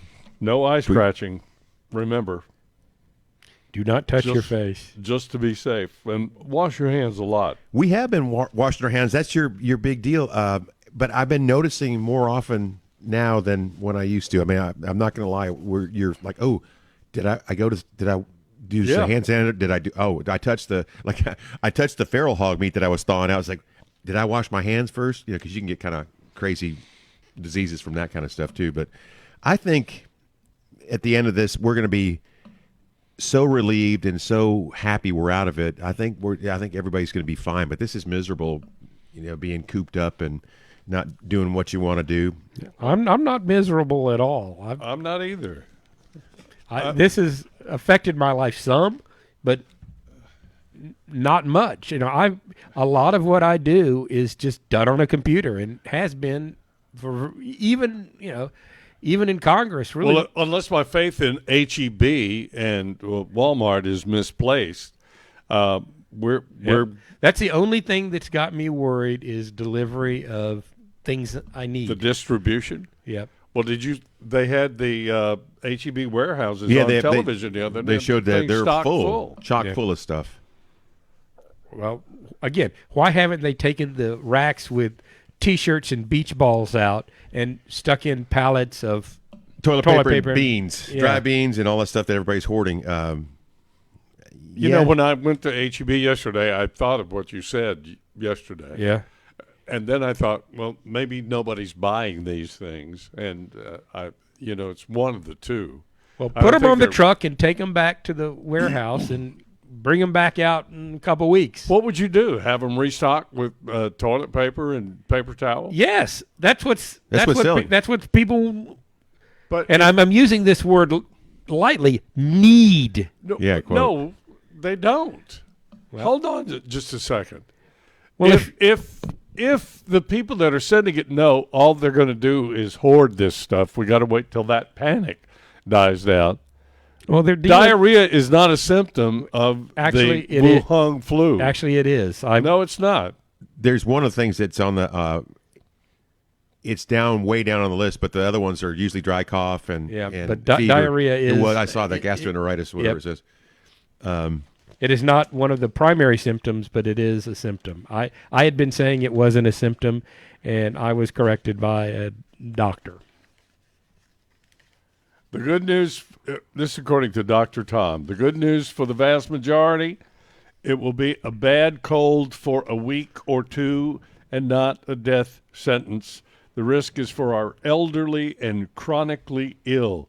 Just like the flu, it can make people who are at risk very sick, and the true fatality rate is really unknown because we don't know the true incidence of the disease. For comparison, this flu season, from CDC numbers, there has been 36 million cases of flu illness on the low side estimate, 370,000 hospitalizations on the low side, and 22,000 deaths. The more stats you have, the fatality rate goes down, from what I understand, the people who test positive. We were talking about that a bit yesterday. Yeah. Yeah, there are a lot of people who have a mild case that say, this is nothing. As of 3:30 yesterday, they haven't gotten any in Nueces County. I got here the stats from yesterday. USA confirmed cases as of Thursday, 10,442. U.S. dead, 150. Texas confirmed cases, 143. Texas deaths, 3. And I watched Judge Canales yesterday, that press conference with Joe McComb and Barbara. She said, as of 3:30 yesterday, 0. They're gonna find somebody. I mean, somebody's got to have traveled out of state or We get the mayor coming up in just about 10 minutes. But I think we've all heard enough and read enough about this pandemic to take it seriously. We've got no idea what the infection rate or the survival rate are going to be, apart from some really broad parameters here. So you can only go by the information that's available to us. And if you're feeling well or not. And the numbers you have, like Dr. Tom says, hey, if you're on the island or you are concerned you may have the symptoms, 361-774-0144, and the Number for the City County Health Department is 361-826-7200. That's the one where they'll put you through the CDC ringer to find out. They're going to vet you to see if it's worth your coming down there. If you don't have a certain amount of the symptoms, they don't want to see you. Same thing with Durrell's place. They're going to do similar. That's SurePoint ER. They have a location at Staples at Walmart next to Nolan's, and the one that I'm familiar with most is the one that where Dr. Tom Durrell is the chief medical guy over there, and that's over there, on the island. Well, it seems to me that Dr. Tom is taking a pessimistic view, and we're getting increasingly draconian measures to slow down the spread. So no matter how disruptive the measures may be to the economy and to our lives, it's puzzling when we've got this sort of one size fits all measure, but that's done by the bureaucracy. This is like nothing any of us have ever seen before. As far as it's like we're living in a movie. This kind of panic and well, because of this bureaucratic fiat, you don't really know whether it's helping or not. It's politicians and administrators' version of don't just stand there, do something. They're doing something, whether or not it's well advised. And it's because, as Blake was saying, it's like, well, if you don't do it, they're going to come back and say, well, why didn't you do this or why didn't you do that? Because you can't win on that one. You have to err on the re-election prospects. Err on the side of caution. And here's the other thing that is bothering me. Speaking of scams, there are campaigns to raise money to help those impacted by the pandemic. And the usual suspects here, the Red Cross, looking for donations. MSN is even begging for funds by inserting this appeal into many of its news reports. Support vulnerable populations during the COVID-19 outbreak. Donate now. Who's that go to? Vulnerable. MSN. I know, but who are the vulnerable populations? Well, there you are. The big problem I have with this, with the exception of the Salvation Army, large charitable organizations carry a heavy administrative overhead that must be paid. They apply a large portion of their income to doing that. In many cases, paying exorbitant salaries to their executive. I don't have much to give, so I don't want that to happen to my donations. I want them to reach the people I would like to help, so I look closer to home. I was just thinking about you with your old top 40 DJ me and that kind of mentality we have right now. This would be a perfect time for some wealthy radio station crazy things to have like a Thomas J. Henry turkey give off, but have toilet paper. Have a big remote with toilet paper. And if you can get it. You can't, and then you'll have a gathering of more than 10 people. Oh, yeah, that's right. Well, Governor Abbott will bring the... maybe you could go buy one of those popsicle ice cream trucks. Well, I know you drop them by helicopter like Les Nessman did on WKRP. Frozen turkeys. Like, hey, watch out, here comes a 12-pack of Charmin. I'm really concerned, and it bothers me, and I woke up twice thinking about this last night. People that are laid off from their jobs, we need to take care of our own first. And supporting local business is one way you do that. And making sure there's food on the table for everyone. In a situation where economic distress is about to be so widespread. No, we that's why Blake was talking about, hey, if you know a neighborhood restaurant that they're going to be impacted by this, or, for example, we've talked about Moody's. Moody's is continuing to run their hours 12 to 6:30 p.m. so they can clean, cut, and grind the meat that you so desire. At the same time, on Saturday, they're going to be open till 12 till 6 till further notice. Support these folks. Support the your local eater that's doing takeout like Executive Surf Club and the Price's Chef. How do we get the omelets to go or whatever? Well, I think there's a lot we can do. Some of us can donate money.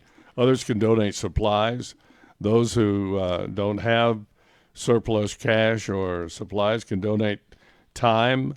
I strongly suggest that we keep our assistance local whenever possible. Local people and local institutions will know who genuinely needs help and who are the neighborhood ne'er-do-wells seeking to get something for nothing.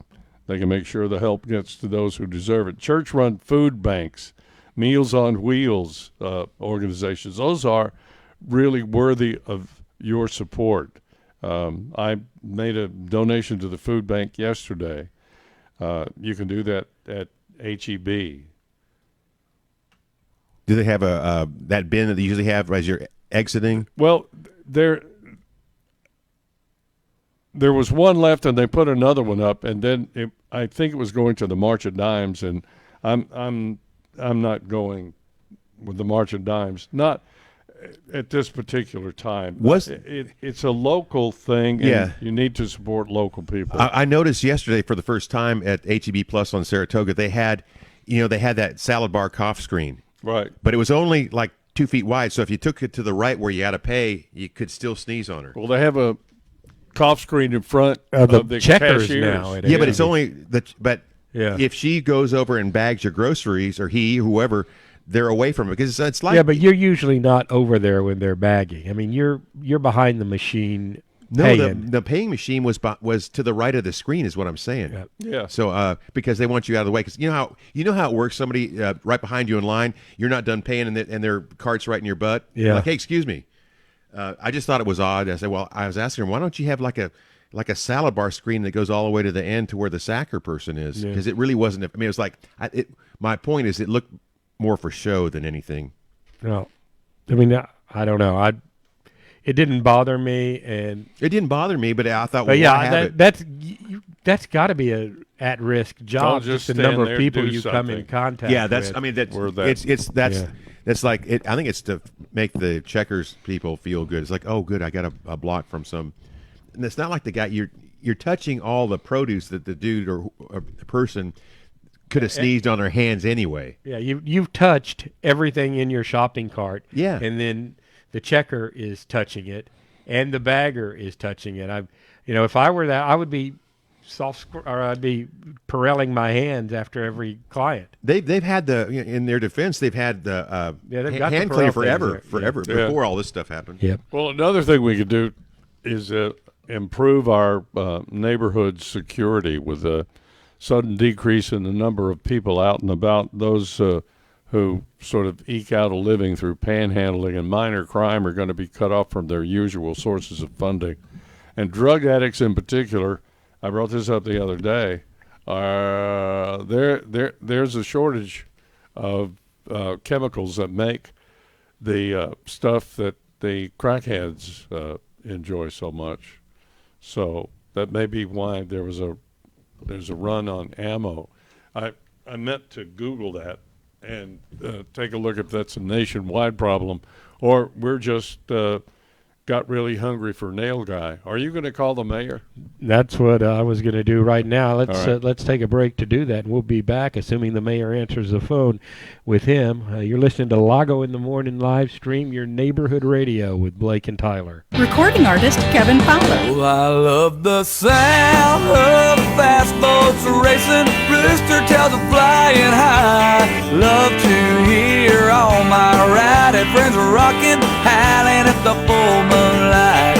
Love to see those fireflies buzzing, lighting up the southern sky. Yeah, I'm a hell-bent 100% Texan till I die. Like lots of 100% Texans, I love having a good time on the water. But remember, nobody's waterproof. Play it safe. Wear a life jacket and designate a driver for the boat and for a safe ride home. Follow these tips and there'll be a lot more days for you to play in this great state of Texas. Nobody's waterproof, yeah, that's a hell-bent truth, and you know it ain't no lie. Sponsored by Texas Parks and Wildlife. Dad, guess what? What? You are going to be a grandfather. That's great. You're going to be a wonderful mom, and I can't wait to be a grandpa. Not too long ago, moments like this with my daughter would have been a challenge. It was a long road for me to find myself again after Vietnam. I struggled to connect with almost everyone and preferred being alone. It was my neighbor Jim, another Vietnam veteran, who finally convinced me that I could still connect with my family and find that fulfilling life I'd lost. In fact, I called Jim first with the news about my granddaughter, Lizzie.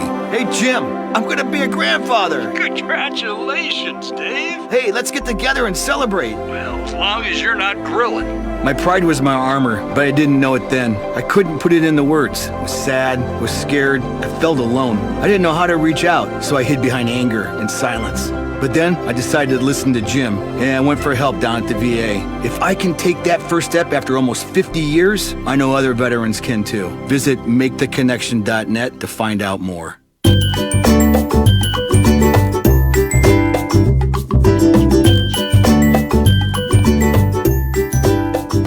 It's your neighborhood radio. Lago in the morning with Blake and Tyler. Mayor Joe McComb is on the line. Good morning, Mayor. How are you?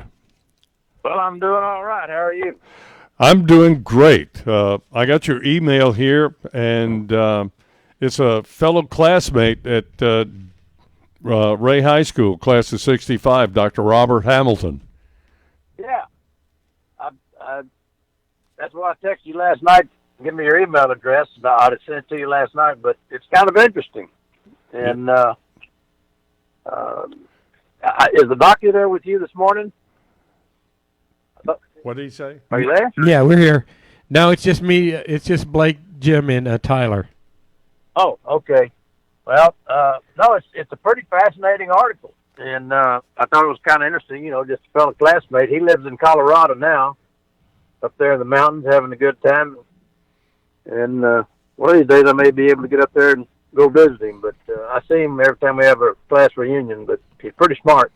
Well, he says that this whole thing has to do with RNA sequencing. It's genetics. Seasonal flu is an all-human virus.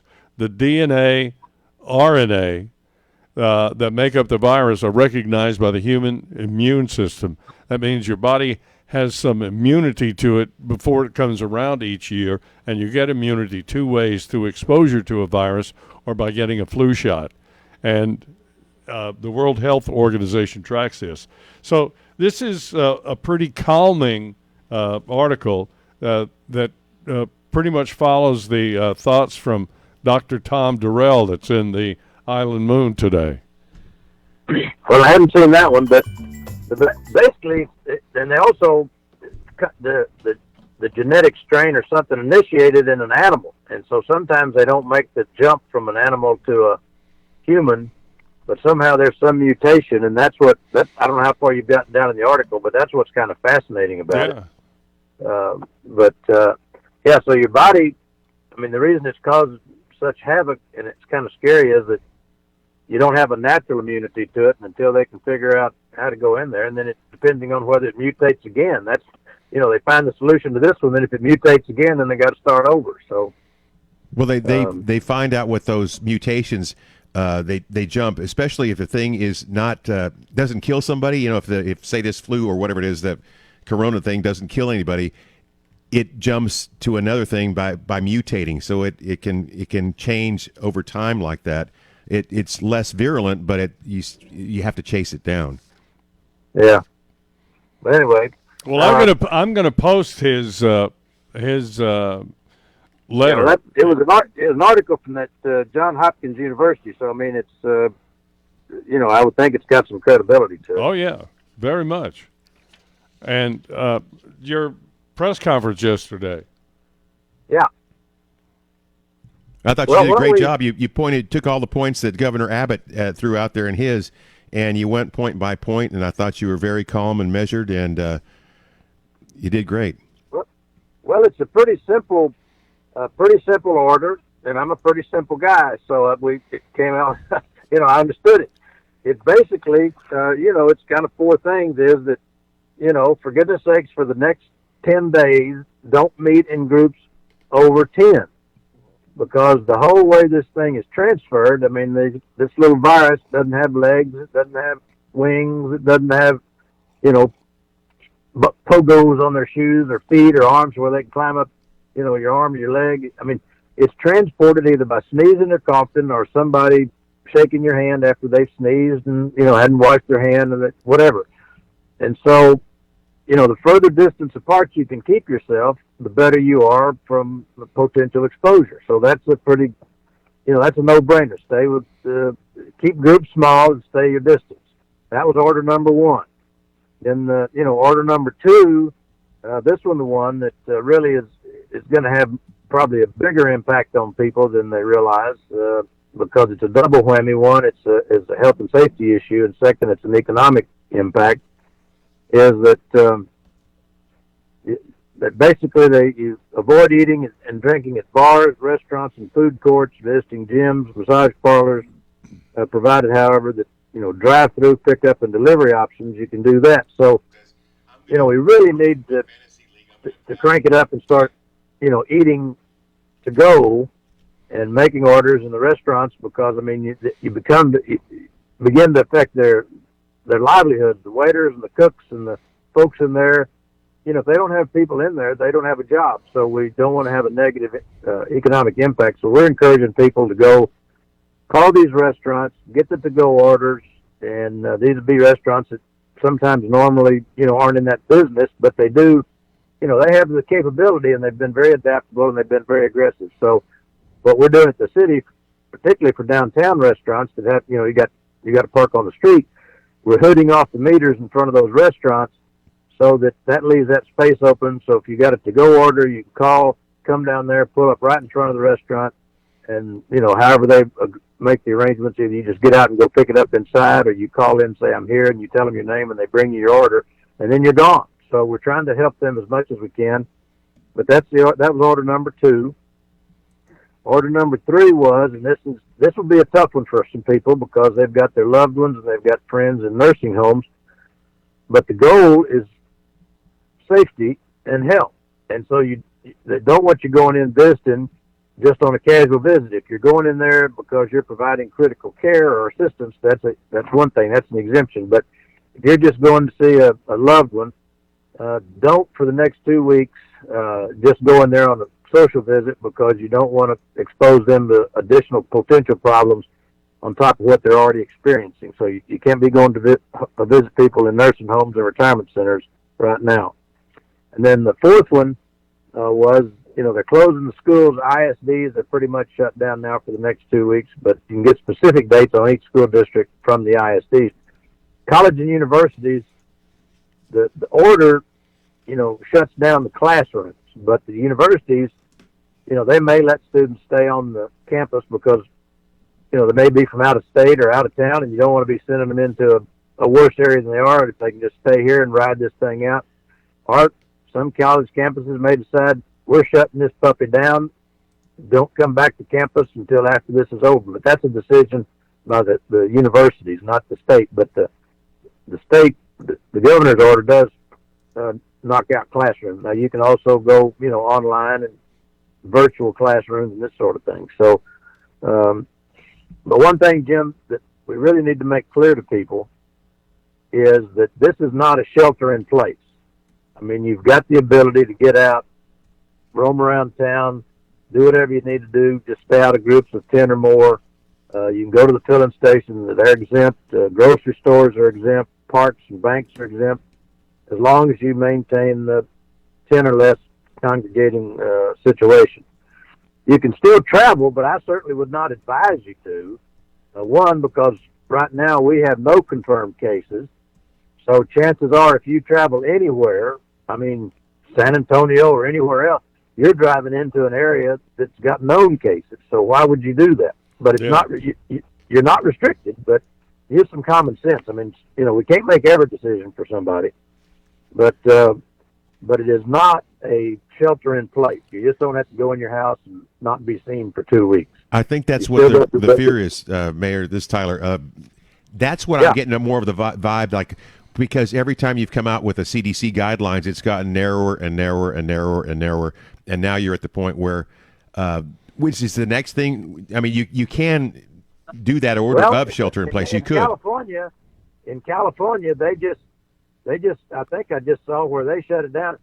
You're locked up for 2 weeks in your house. Yeah. In California, and we're not there yet. And I hope we don't get there. The other rumors they're going to close the beaches because I get that because of the fishing angle. And we talked to Barbara Canales and she said, hey, just keep yourselves spread apart. Don't have more than 10 together. But she did say in that press conference yesterday that, if they see you out there and you've got 15 people, huddled together, they're going to say something about it. Well, these are not suggestions. It's the law. Let me say that it is the law, and they can. The first thing is we want compliance. We're not interested in arresting anybody. We don't need anybody. We don't need anybody else in jail, and we're not going to be the heavy hand of the law. But if somebody just is defiant and says, we're going to throw a party and have 100 people out there, well, the constable or the police will come out and try to break the crowd up into groups of 10 and move them down the beach and separate them. But there is some law enforcement, which is a could up to $500 a day for each violation, and it could be, there could be some jail time per violation. So, don't push the envelope. Just 2 weeks is going to go by pretty fast, and it's a matter for your safety and health. But there is some enforcement. But the beaches, some people have criticized us because they haven't closed the beaches. But I mean, where else? I mean, sunshine is healthy for you. The beaches are wide open. We've got a constant breeze. If the little critters are out there, the breeze is going to blow them away if you happen to sneeze. If you're not in the big groups of 10, and they're free. That with the economy today, you want as much as you can do is free. I mean, the children like the beach, the adults like the beach. So I think it's a healthy place to go, to tell you the truth. I do too, and you've been taking a lot of flack for that. Same with the mayor of Port Aransas. It's like, why didn't you close the beach? You're all about greed. You're subjecting all these people to coronavirus. That's BS to me. No, the people, they're if you follow the rules, it's where you've got 100 people in about a 10 square foot area. Well, that's kind of nuts. That's not even healthy under normal conditions. But just use a little common sense. And so that's what we're trying to do is keep people safe, keep them healthy, and then we're going to get back on the track under things. This goes into effect. This goes into effect tonight at 11:59, and then it will remain in effect until April the 3rd at 11:59. So it's a 2-week period, and to give you time, of course, Jim, you do a lot of stuff around your house, but to give a lot of folks time, they can, if they need to fix a door or a screen door, or they need to redo their flower bed, whatever, they've got the opportunity to do it. Yeah, you're right. Blake's got a question, Mayor. All right, how does this affect offices that aren't public gathering places, but they're offices that have more than 10 or even more than 50 people working? Are they still free to go to work if they don't have a telecommute option? Well, we're encouraging people. If you can do your work from home online, do that. Now, when you say an office,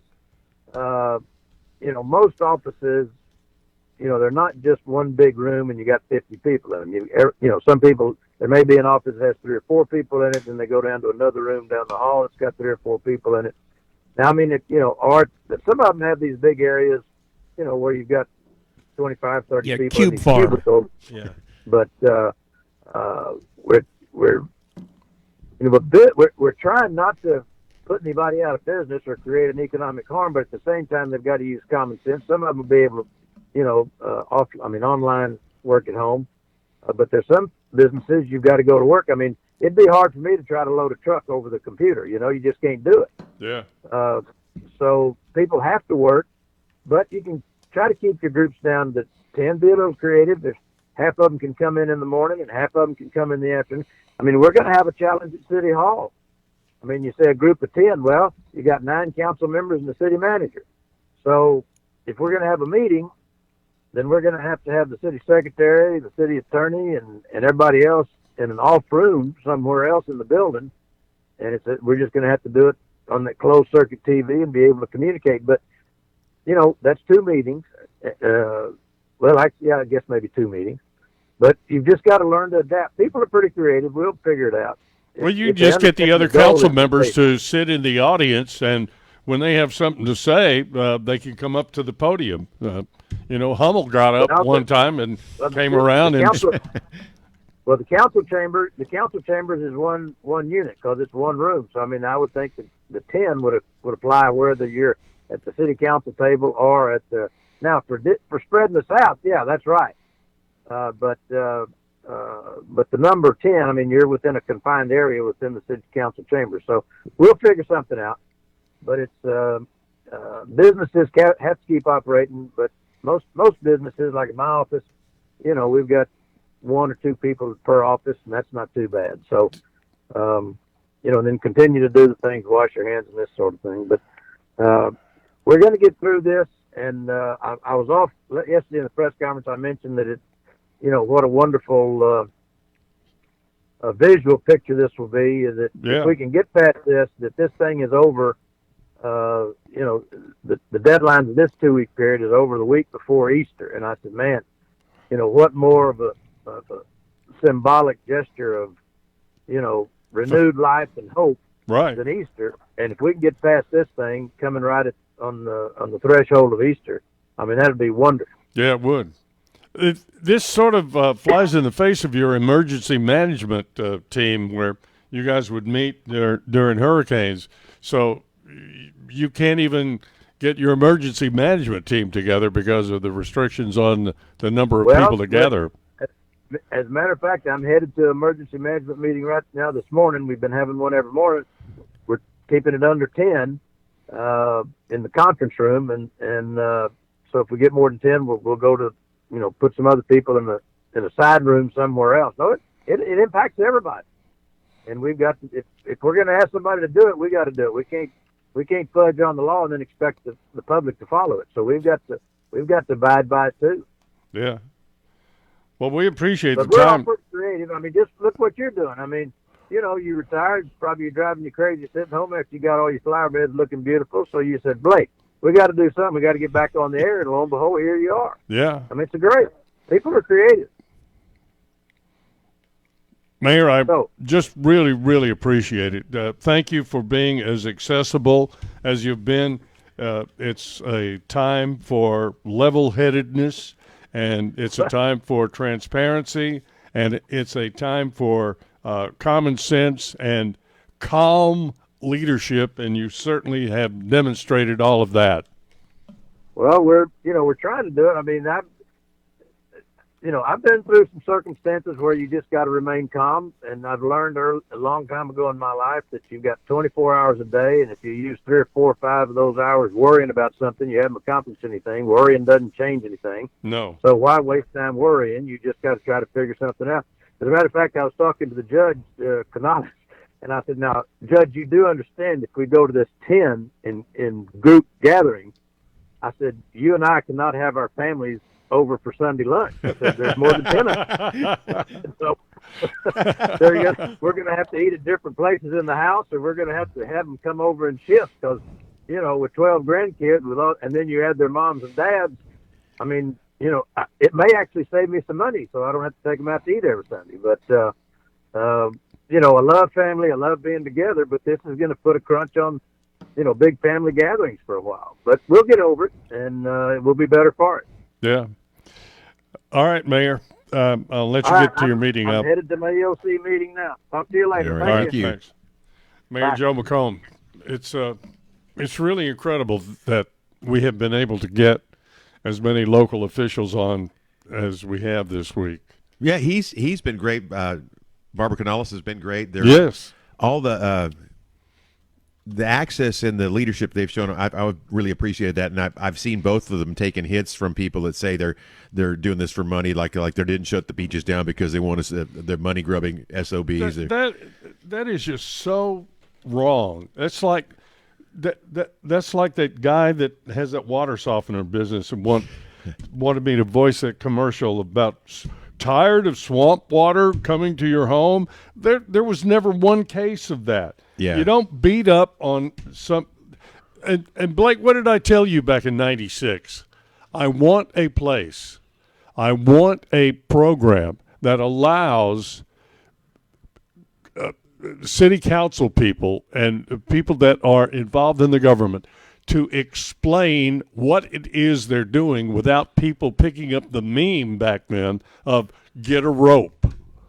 Yep, and we let pretty much everybody get their say out without beating them up. Now, we'll ask them the hard questions, and when they do something stupid, we'll tell them. Yeah.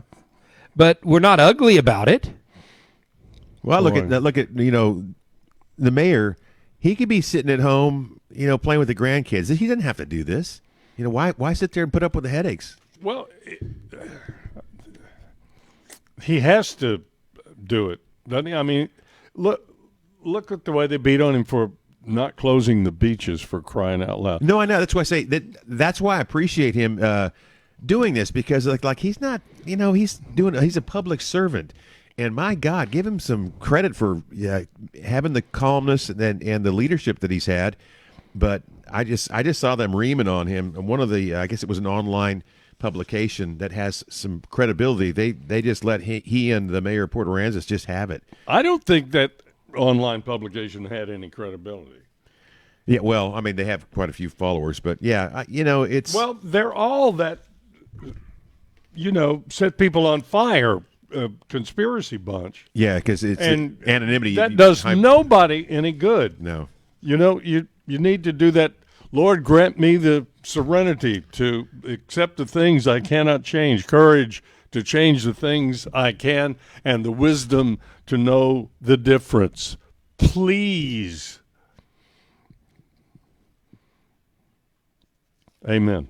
All right. Thank you. Let me get to some folks who have joined us. Lynn Westfall, Mark Scott. Mark Scott, it's because you said, Carol, it's just me and the dogs enjoying coffee and quality time with Lago in the morning. Gym closed, so I'm sitting at home. This goes back to the time Mark Scott ran for city council for the first time and was jumping up and down in the back of a pickup. Yeah, well, I'm surprised he's not out on his bicycle. That's a horrible thought. I saw somebody on a bicycle this morning. Robert Sachs, Mark Sandoval had a comment about the classroom becoming obsolete with today's technology. I asked that question earlier. Michael Canterbury, the author of the Canterbury Tales, you've got him to blame for that. Mark Smith, Robert Sachs, Joe Valencia, John Michael is back again this morning. Marge Simmons DeWitt, Vincente Vera Jr., L.J. Cohen. LJ,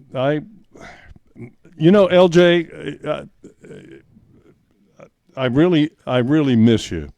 Chuck Daffron is enjoying the program. Linda Edmonds, Jordan Michael, my daughter, is on with us. Edith Larson, bless your heart, Edith. Thank you for all the messages. Robert Lewis, Ashley Hancock, support local economy, help your neighbors.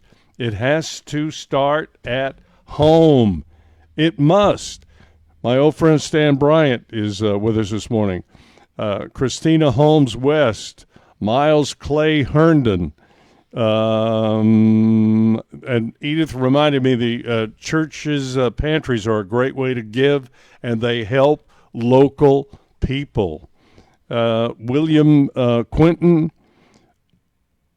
This name I've skipped over every time. Nilfeeh. Nilfeeh? No, read it backwards. HEF. It's like Kyle Heflin if you read it back. He's one of our fishing guys. Why? I don't know. Why do we have to do that? Because sometimes you don't want to be who you are. Yeah, I'm not one of those handle guys. It's like, oh, what's your name? It's Tyler. It's not William Quinton, Martha Lewis. Hey, Martha, hope your mom came through well. Let us know how your mom's doing. Cheryl Vance Hibbets, Gary Ferry, Josh Rogers. Let's see.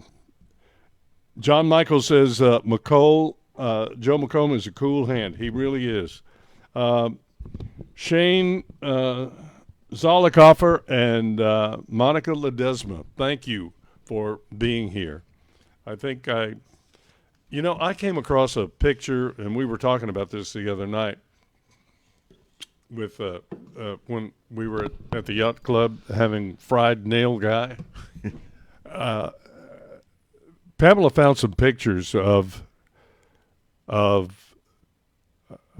McReynolds, Tom Nix, Bernie Seal, and me doing a broadcast on the Lexington. Was Barney there? Huh? Was Barney there? Barney, the Tom Nix's little weather guy that he dressed. no, I forgot about that. no. Okay, I'm sorry. I was just Yeah. having a little fun with you there. I know. I forgot about that, but it's amazing. Just like the mayor said about local business, and like Edith reminded me, your church pantries are going to do the most good. Please do not fall for that MSN. Yeah. Whatever that is. Please donate. Generic to the groups affected. Who are the groups affected? We'll tell you that when we get Our your money. reporters. Please. Oh, yeah, Rachel Maddow, she could use food. And I posted that email from Joe McComb, his classmate at W.B. Ray, 65, Dr. Robert Hamilton, who's in the immunology department at Johns Hopkins.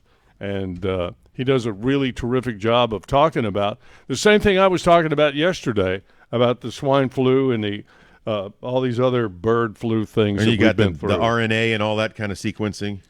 Yeah.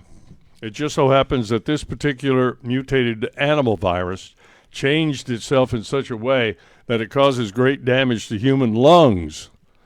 That's why the coronavirus is different from the seasonal flu or H1N1 or any other type of influenza.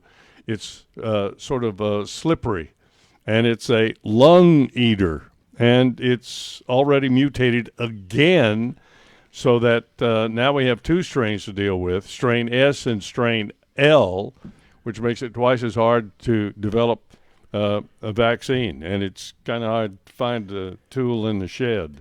They said, though, that they've isolated the DNA in this one faster than, of course, Trump said. The others. It's faster than we've ever seen before. That's always something. It's like, it's the greatest one we've ever done. But, yeah, that is true, and it's good news. So, but that's not going to happen. We're not going to have a vaccine until next year, from what I understand.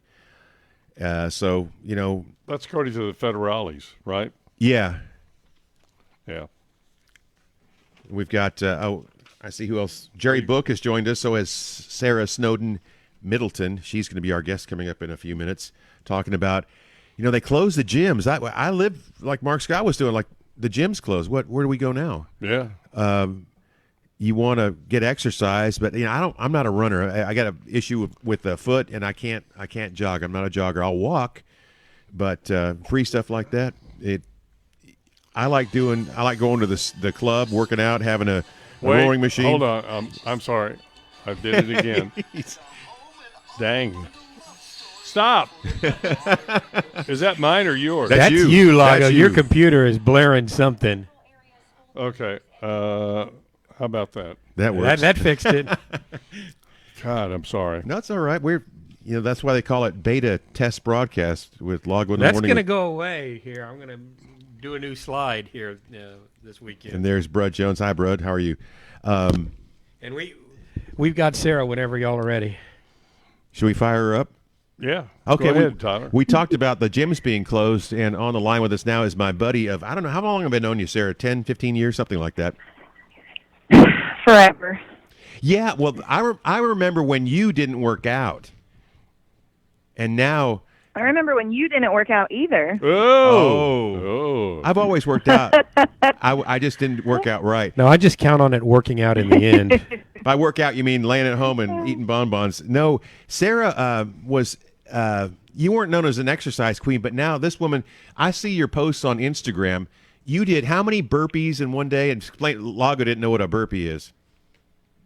A burpee is a full body exercise. So you start with a jump up, your hands up over your head, come down into a squat, put your hands down on the floor, shoot your legs out into a plank, and then bring your legs back in and jump back up. That's one. Okay, I just hurt myself with the explanation.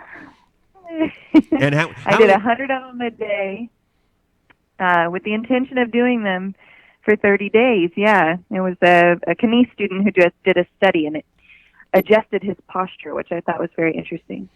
Well, a lot of people don't have, like me, I tend to slouch too much, and most people don't hold their shoulders back far enough or their chin and head back. You feel like when you do it correctly, you feel like you're a drum majorette, like you're standing backwards. No, I don't feel that way. I do. Albert Kessler got me thinking about that a long time ago, because you add like 10 pounds to your head if you don't hold your head up and your shoulders back. And your head ends up weighing 30 pounds. That's why old guys walk around all hunched over. Yeah. I'm sorry. Go ahead. No, what Sarah does, we've got the gyms are closed, and I was asking Sarah, because she's such an exercise person, that what can we do at home short of like jogging? What do you recommend? What's your thoughts? Body weight exercises are great, and just moving on purpose in general is better than doing nothing. You can turn anything into a more extreme version of what it started off to be, right? Like a jumping jack.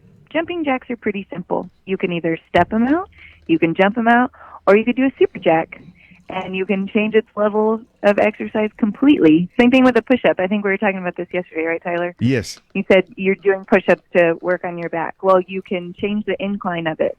So say you're having a harder time doing push-ups, well, you can lift your hands higher than being completely level with the ground. Or if you want to make it more difficult, you can get your feet higher. That's what I was doing at home, because I was like going nuts, because I work out a lot, like 4 or 5 times a week, and I thought, well, I don't want to lose muscle mass, so I did 30 push-ups in a row twice, and I thought, wow, that's pretty good. And then the second time I did it with my hands closer together, because the way you change your hands, it gets your outer pecs or it gets your triceps or whatever.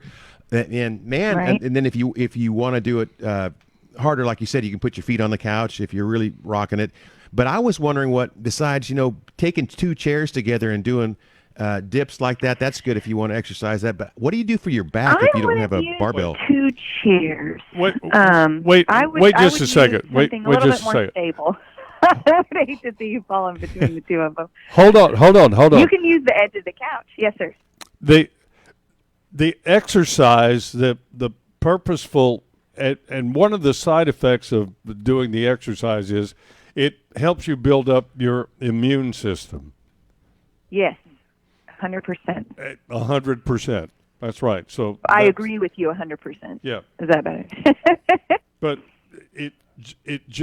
it's incumbent upon us all to stay active, and that's one of the reasons I thought this was such a great idea, especially for those over 60. You can do some of this stuff, whether it's just putting a box up and pretending you're walking upstairs, or going for a walk in the morning and then in the afternoon. Just stay active, and it helps you build up your immune system. Go ahead, Tyler. Well, just coming up the stairs here, Blake's got stairs. So if you've got stairs at your house, or I could do this at my house. I got a trunk or a box. You can do the little box step ups. I know those are good. You can do what do they call those? You can use your couch as weightlifting, Tyler. If you want, you can. I'm serious. I guess I could do a back lift on the end. You could use it for deadlifts. You could use it for overhead presses.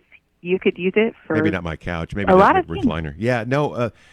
I think it's great to be able to do stuff at home, because a lot of times folks don't have the time to go to the gym, and now we're kept away from there. But there are a lot of free exercises that you can use, like your body weight. Even doing just a squat, like you're squatting without weight. If you do enough of those, you'll feel it.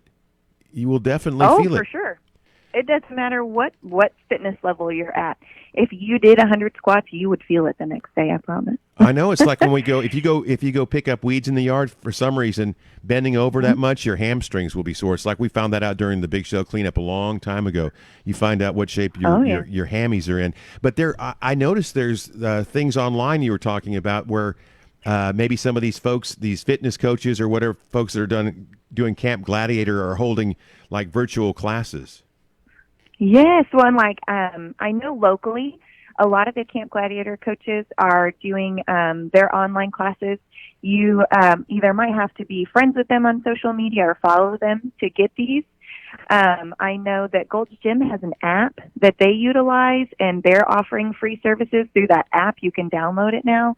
And the Athletic Club is actually getting a lot of their instructors to post their workouts on the Athletic Club's Facebook page too. So, and then there's larger companies like Les Mills on Demand is giving out some free classes. Same thing with Beachbody.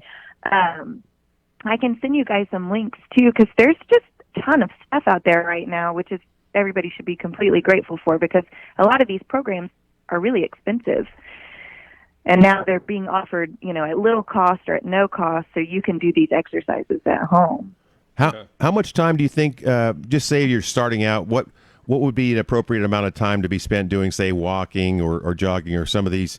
I mean, you have to be advanced to do a lot of burpees, obviously, but, what's a good way to start?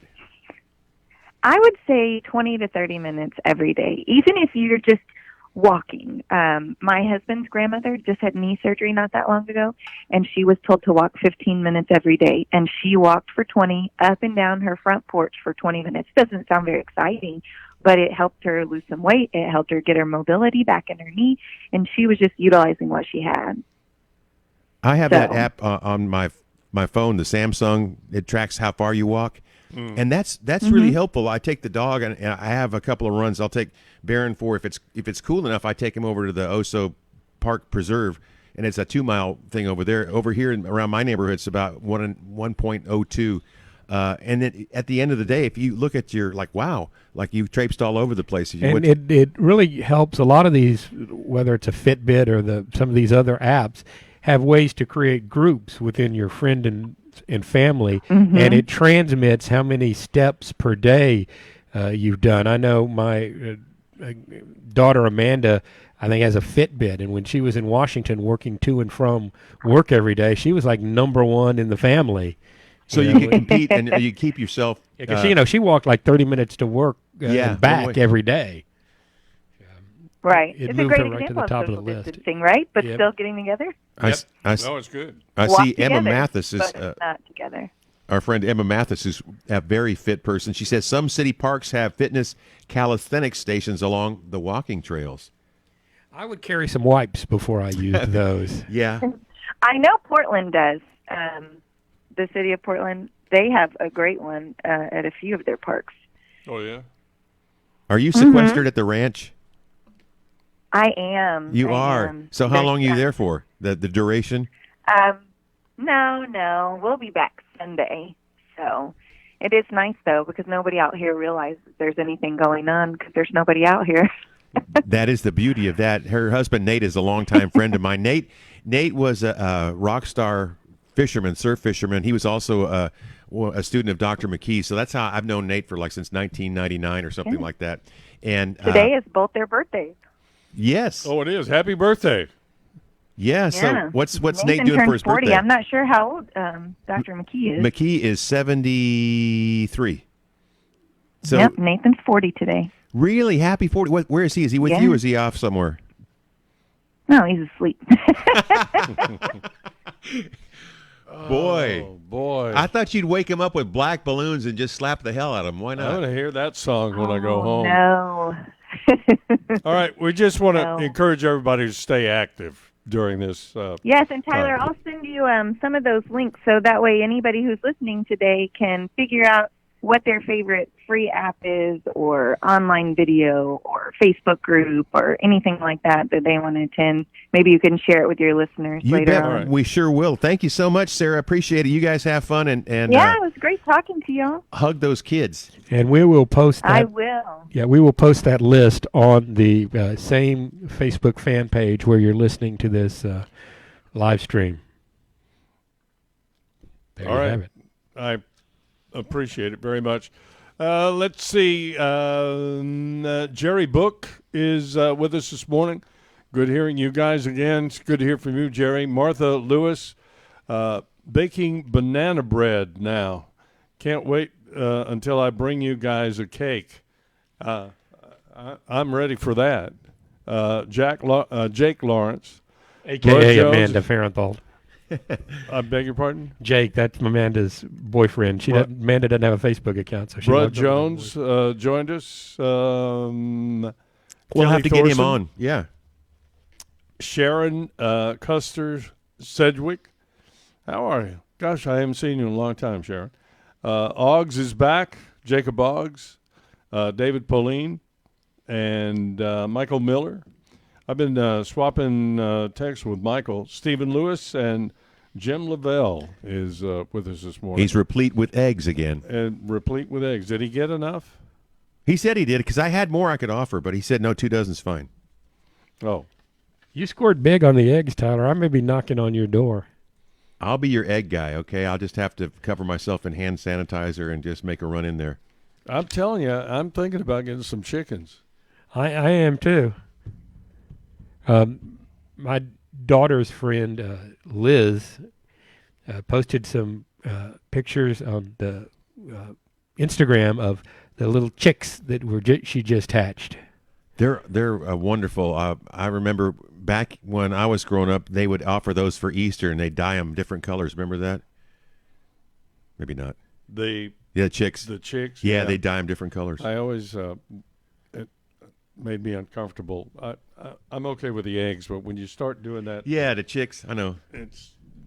My friend Josh had a bunch of.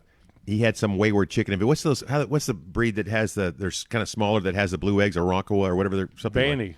No. This anyway. His was. It's just down the street.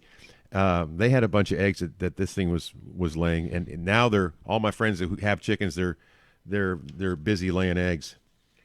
And Dotson Lewis just joined, and thank you, Michael Miller, for saying he's thinking our show is really cool. Well, Dotson, I appreciate the personal delivery of the Island Moon. I want to remind you that you can pick up your Island Moon, and it's got some incredible stories in it this week, especially around the island. Hard to know where to start this week. We started the week dodging the army of police officers and ended it searching for toilet paper. Dale Rankin, the hysteria and the pandemic, thoughts from Dr. Tom Durrell, and just a fascinating read, just a great read.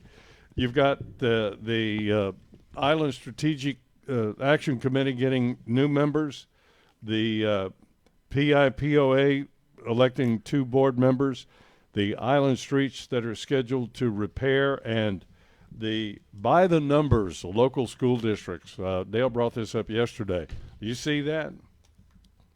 I'm looking at my buddy, the Island Strategic. Jay Gardner? Yeah, I'm looking at his On the Rocks. And see those fish that Rachel and Zepp are holding? Yeah.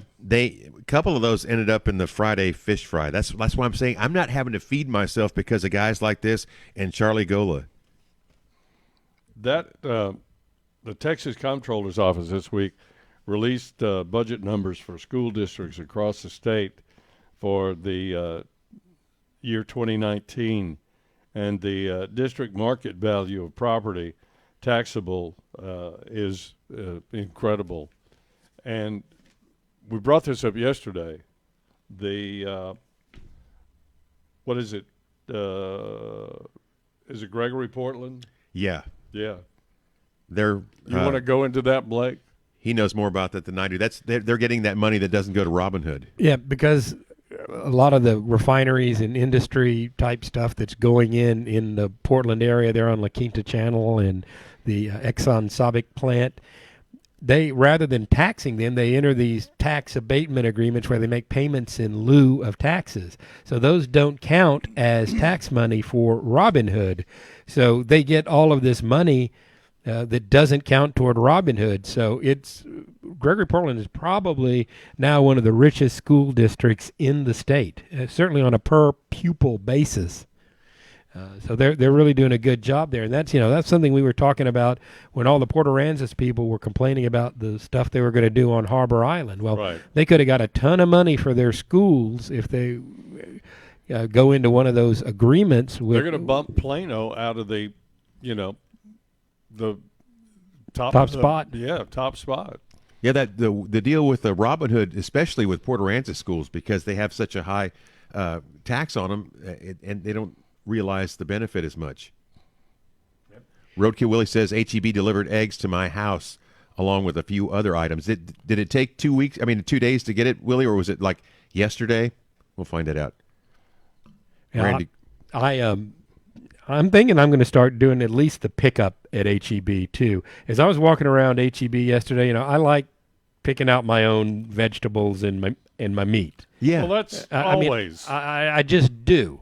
Yeah, and I generally don't. I'll tell you, I don't generally buy meat at HEB. I'll buy sausage or ground pork or something there. But if I want a steak, I'm going to Moody's. That's right, because let's face it, most of the meat around here at HEB is USDA Select. So if you want it's going to be generally it's tougher than USDA Choice. And then of course you go above that. You can in that the high dollar case at HEB Plus. You get the prime. Yeah. Or the grass-fed. But if you have the one that's just sitting there like everybody else is in a cellophane with a plastic over it, it's going to be select. And like you said, you want, pick out your own meat, go to Moody's, which, by the way, opens today at noon and will close at 6:30. Same hours for tomorrow, except for they'll be open noon till 6. And that's because they're cleaning everything up. They have plenty of meat, they said, but they got to clean, they got to cut the meat, and they got to grind and package it. Yeah, we ought to see if Terry will come on next week and talk about what they're doing. Yeah. Help the local folks out, just like we're talking with Richard over there at the Executive Surf Club in Water Street. Today's the last day. He has not answered my text about coming on at 8:30. I'm guessing he must. Who? Richard Lomax. Okay. I texted him, and then I'm working on Hummel to come in next week too. He texted me this morning. Okay, I just sent him your phone number. Yep. Great minds think alike. No, he's looking to do some research on the stimulus package, and I pointed him in the right direction there. There are two people that if the zombies take over, you need to go run to, and it's Hummel and the Golas. They're self-sufficient. They can be off the grid for years at a time. Charlie's got he's got the whole garden planted out in Aransas Pass. He's got everything from string beans, the bush beans, the pole beans. Yep. He's got new potatoes, got watermelons that'll be ready, he said, in 72 days. So I think hopefully this will be over in 72 days and we can go back to eating normally. Over the last 12, 15 years, I've gotten sausage from Hummel, and it's this latest batch he's got. I forgot the guy's name, but this is the best sausage I've ever eaten. You're one of the processors who we need to find out, right? Well, I think it's Axis. I've eaten it so much that I now when I get regular deer meat, I'm going, God, what is that? I don't even like to smell it anymore. But it's a jalapeno blend, and it's just exactly right. The right pica, yes. Right. Oh man, is it good? We have some phone numbers for you. Let me do those again. If you're going to order out, and Water Street is still making that available. And what did the mayor say there? You don't have to worry about the parking meters downtown? They're putting hoods over them so people can just drive into these establishments and pick up their stuff, or wait for them to bring it out to you, whatever. Right. That's good. I mean, they want these folks to succeed just like we do. And the way that happens is you continue to use them when we have this, whatever it is that we're having. It's imperative that we support our local businesses. Yeah, I mean, the people that are working in wait staff, they got to eat. Everybody's, if you can support locally, that's what we do. We don't have to drive out of town for stuff, and and go by that local taqueria or whatever that's around the corner and order a taco, or go to your favorite barbecue place and take out. That's how this works. Black Sheep Bistro is offering takeout service if you're on the island. 210-418-4819 is their phone number. Michael Mays, I haven't heard this from Michael or May yet, but I talked to Carly yesterday when I was out there doing my weekend outlook. She said they plan on having waitstaff do deliveries from Michael Mays. If you like you had their BLT sandwich. Oh, great. Yeah, it was wonderful. I get the chicken wings. They have got a lot of great food out there.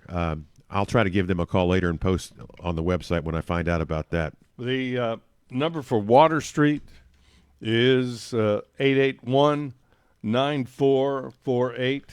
The number for the Executive Surf Club. All of a sudden, I've got a real yearning for a surf burger. 884-7873.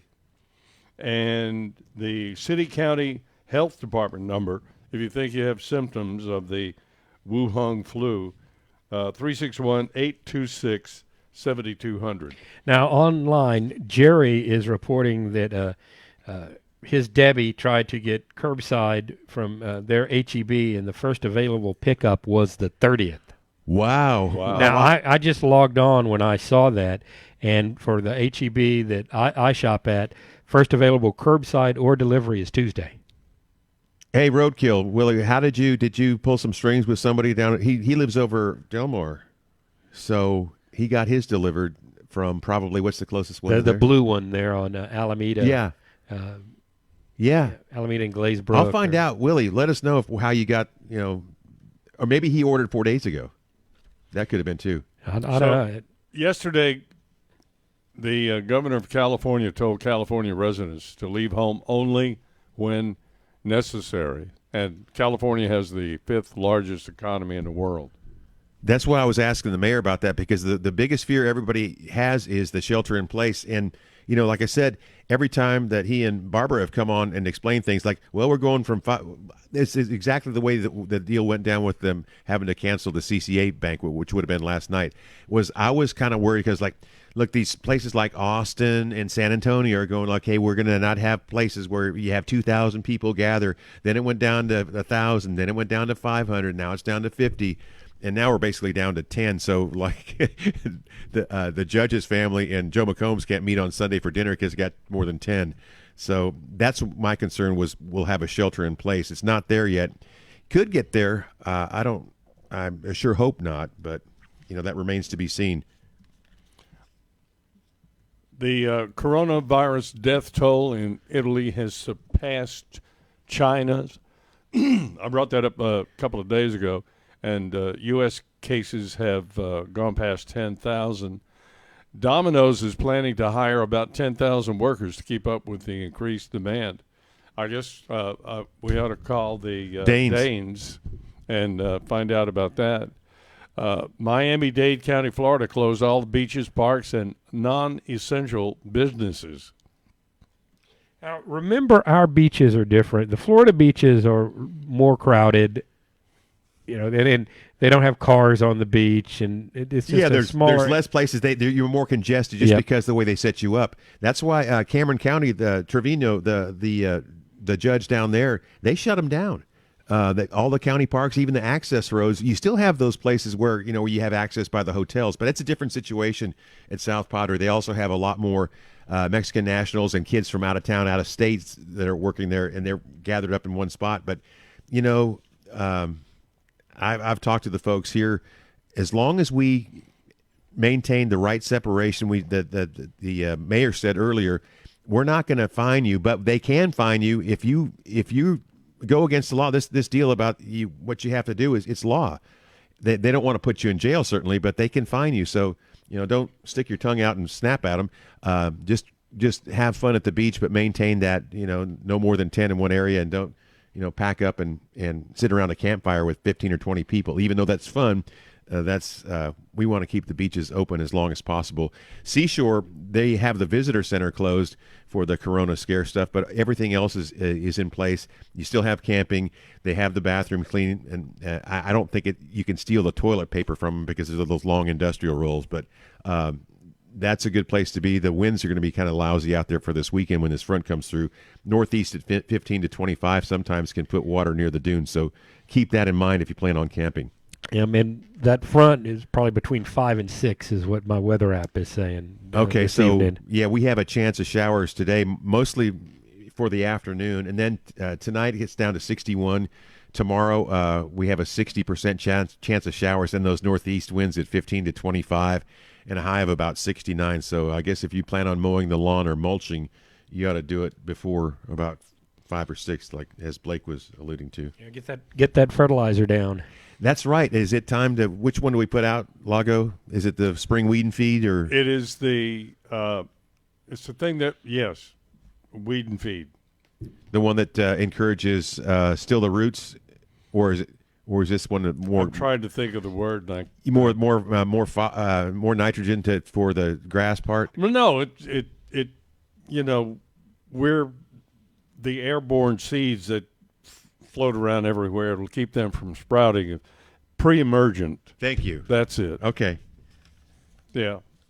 I think it's too late on mine. Mine have already emerged. No. But those are winter season grasses, the clovers and things. You should start right around Valentine's Day for the best result. I did it in my backyard where I've got all that crushed granite, and it has cut down on the weeds considerably, that and through the paths I've got back there. But I'm drawing up some plans and looking at some of the new things I'm going to do. One of the things, and you brought up the cherry tomatoes, and I went by Turner's, and they had a pretty good selection of tomatoes. But if you will take a 5-gallon bucket and put a hole in the bottom of it and fill it up with dirt and plant the cherry tomatoes in the bottom of the bucket and hang it. Yeah. It'll grow down from like a post that you nail it on, or one of those shepherd crooks. Okay, so you have just enough of the holes big enough at the bottom to put the plant root in that way, so it's hanging upside down. Right. And you'll get some. They look more like they're trying to become tennis balls than just ping pong balls. They have a tendency, I don't know what it is, but they don't mash up. There's more root space. Really? There's more space between the tomatoes. Well, the thing is with generally cherry tomatoes are indeterminate, which means they keep growing and growing and growing. Like you have a patio tomato, it gets to a certain height and it won't continue on. But if you have it high enough, who cares, right? On hanging that 5-gallon one. Well, it's like a 5-foot thing. That's plenty. Pretty soon you'll look out there and go, wow, there's 4 feet of tomatoes I've got. Holy mackerel. I think that's a great idea for those of us who are looking for produce. Although Blake and I were talking about this yesterday, sometimes you have to look to different places than your regular HEB and Walmart if you want to find produce. My daughter went to the Asian supermarket in Houston, and they weren't trampled down by people finding stuff. They had all kinds of fruit and vegetables. Fruit King, we were talking about, there's 3 or 4 locations. They have, if you're looking for bulk dry beans, because that's what I was looking for. Because I can live, 2 years with 50 pounds of beans. Places like that, you might be able to find some of these things, especially the produce. And that's what you can't hoard. You can't sit there and hold up with like 3 weeks of, spring lettuce. It won't last. So it's nice to have some of that stuff growing out in the backyard. We've got Malabar spinach. It's that New Zealand spinach is growing on vines. It's not quite as tender as spinach, but it works. It tastes good when you cook it out there. Plus all of the stuff that we grow here, if you get past a certain time, if you try to grow lettuce, Lago, it bolts if it's too hot. It just goes to seed. In the headlines for the Caller Times this morning, bars, restaurants, schools to close. Abbott takes action to strangle the expansion of the coronavirus in Texas. The drive-through coronavirus testing has started in Corpus Christi. They've got medical screeners preparing to test residents yesterday. The city was one of many around the country with drive-through testing centers to increase virus screening. And if you caught a look at that, and it's at the Memorial, Blake? Yeah, it's at the old Memorial parking lot, Spawn Memorial. And they have a shaded area where you can go into. You don't have to get out of your vehicle. You do have to call this number because they want to pre-screen folks from going out there. I mean, they don't want you, if you've got the sniffles or don't have a sore throat or don't have a headache, they're going to tell you, like, you got to have this number of things checked off to be able to go out there. The number to call for that is 361-826-7200. They'll give you some guidance. And the city of Corpus Christi also has a website set up with more information that you can access. That is, of course, cctexas.com and /coronavirus. It's a valuable asset for you. You could take a lot of good information from that. Let's see. Nolan says they're now serving Texas redfish. So there's is there a phone number for that? Lent seafood specials. I had gotten some from Nolan's, I think last week, and it was really good. Do you have anything else local? I do not. Even the local stuff is all coronavirus related. Well, yeah, but we're constantly bombarded with, whose fault it is. I thought March was going to be officially stop blaming the white man month. Trump ordered military hospital ships Mercy and Comfort to New York. The story I read on PJ Media yesterday, ships are floating hospitals that are normally used near war zones but are being repurposed to aid in the outbreak. Yeah, my understanding is they're actually not going to take the corona victims to the ship because that's a bad environment for them, but they're going to offload the supply, the air quotes here, regular patients there. Well, currently no hospitals are being reported overwhelmed with cases. So, but after years of sending our ships overseas to help others, we're using them at home. I think it's really great. Oh, I heard that Mickey Aaron's the guy that was the CEO of Carnival Cruise Lines that had offered some cruise ships to be used in some capacity for maybe that for the not corona people, the other people somehow, because they're not going anywhere. Well, you talked about this earlier about people setting Mayor McComb on fire because he didn't close the beaches. I'm really sick of this political blame game that's going on.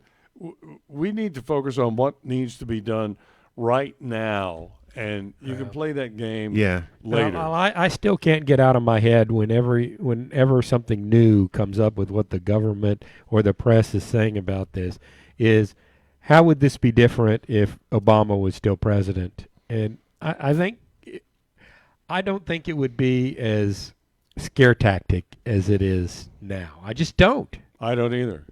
And I mean, I hate to politicize this, but there've been Nancy Pelosi has posted some stuff, and other politicians have posted some stuff that just make me want to say, do these people care that people are going to die to help their political agenda? No. On the positive side, I saw Gavin Newsom, the governor of California, giving Trump some credit. They've been saying, hey, you did a good job on this, and that was unusual. Incredibly unusual. But there's going to be plenty of time for voters to decide who to blame, to bless, and who to blame. You're exactly. Let's figure out how we get out of this while being compassionate with each other. Except for, like, I couldn't get that Georgia Satellite song out of my head. You gave me that earworm, no huggy, no kissy. I know. Thank you. It just self-explanatory, isn't it? Uh-huh. But here's the thing. and you all know this. You all know this. If tomorrow all the things were gone I worked for all my life, and I had to start again with just my children and my wife, I'd thank my lucky stars to be living here today, because the flag still stands for freedom, and they can't take that away. And I'm proud to be an American, or at least I know I'm free, and I won't forget the men who died, who gave that right to me. Period. Sounds good even without the music. Yeah, if we were on radio, we could do that. This Washington Post report that all Americans should be getting upward of $2,000. White House wants to spend 2 checks or send 2 checks of $1,000 to every American to help them financially during this economic crunch. I think that's an incredibly dumb idea. We just, you know, the stories that I would hear from my relatives, don't people talk about those things anymore? Like of the Great Depression, and every time relatives got together for Thanksgiving or Christmas or whatever it was at my grandmother's house, I would listen to those stories and I would think, oh my God, sugar rationing, coffee rationing, gas rationing. You had to grow stuff in your backyard. That generation's gone now. I heard that though from my folks. My mom, when she was a kid, they were migrant farm workers. She would go, and she said, I felt embarrassed because I had put cardboard in my shoe because I had a hole in my shoe, and she would take tomato sandwiches for lunch to school. And you know, kids I've now eaten tomato sandwiches because I like them. Well, they. Yeah, but you probably had some bacon on it. You didn't you weren't happened to be picking Romas that day with your family, you know? Well, no. My mother took me to the doctor one time because I had this rash on both sides of my mouth. Yeah. And down my chin and under my neck. It was because I would go out and steal tomatoes in the garden and eat them like an apple, and the juice would run down my chin, and the acid from the tomatoes would make me break out. Now, you got to eat a lot of tomatoes to do that. Yeah, that's which is funny because our name of our LLC for this is BLT. Yeah. This is a production of BLT Talk Limited. That's right. Liability Corporation. This is so much fun. LLC. Isn't this cool? LLC. Look, here's Oggs. What's Oggs? A good God bless Lee Greenman. Good for you. Jerry Book, okay. Jerry Book, he's the one who had, they had Jerry B's kayaks. Just, look, we've got a whole lot more to be thankful for than, it's like I brought up earlier. You know, please, God, make me safe. Please, God, help me get through this. There are things out of your control. You know, the day you're born is the day you're that much closer to death. None of us have an expiration date. It's just, and we need to live our lives and remember that we don't know when our expiration date is coming up. But it's like God Bless the USA, that Lee Greenwood song. It just reminds you that, look, Venezuela, can you imagine what that must be like? I've been there, and I was there one time in 2000. Things were great. They had cars on the car lots. 3 years later, went back. This is like 2004, and man, there was no food. The car lots were empty, and you go at the end of the highway, and there'd be 2 guys holding automatic weapons checking your car. What those people are going through every day is worse than anything we're going through today. Yeah, you're right. Just living here, we won the lottery. Yeah, being born here. Yep. Imagine some smart kid in Mexico that all he's going to have to do is maybe he has to go run a panga to catch the illegal snapper, because if he doesn't, somebody will blow his mom's brains out. I mean, that's the kind of life these other folks are having to live. I don't know what you guys are doing for child care. I guess getting permission for one or somebody to stay home, but this no more than 10 people can be in one place is going to kind of put a hamper on that. Yeah, I'm hoping that some of this work at home policies that a lot of companies are adopting is going to free up, some parent within your social group to maybe keep 3 or 4 kids. You think? I mean, it's going to have to work out that way. Well, see, that's why. And it's one of the reasons you stay in Corpus Christi or wherever you are, is you want to stay around where you have family and a support group. So maybe grandma or grandpa takes the kids. That's one of the things. Used to be our society was much more mobile and people would move, but these days people tend to stay more around their family. It's one of the reasons we've had problems recruiting jobs for places like Kiewit to do welding, is people don't want to move away from their support group and family. Kiewit, we told this story, I guess it was probably 6 or 7 years ago now, where they went up to Detroit where they were laying off all the auto workers to get some welders to come down here and work. And they couldn't find anybody after a week of job fairs. And one of the big reasons they got, well, if I come down to work for you, I don't have, my mom or my mother-in-law to take care of the kids. Bring her with you. I just got a text from my daughter, Jordan. She had signs made up. She works at the downtown management district. Curbside and to-go only. They've got those all over downtown. They put them at the restaurants offering curbside downtown. Hey, that's a great. So that's where the hoods are going to be over the hoods are going to be over the parking meters. Yeah, that's great. That's how you roll up your sleeves and help somebody. Great deal, Jordan. That's cool.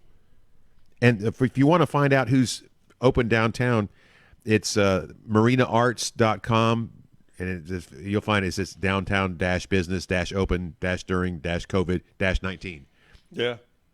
I think we have it posted. Yeah, I bet if you go to the webpage, you'll find a link to navigate there. It is. It's on the Lago in the Morning page on Facebook, just like this live broadcast is. And we're going to tell them about the YouTube. Yep. So we're going to put this show will be available also on YouTube, and hopefully this weekend I'll get finished testing where we'll be streaming to YouTube as well as Facebook, and possibly even another audio-only source. I've got to get a couple hours to sit with the computers, get everything set up and tested, and I'm going to have to get a little bit better computer up here. I'm going to bring my office computer up here because the old 10-year-old computer streaming this up is chugging along and about the limit of its processor. We got on a little bit late for, what was it, Dennis?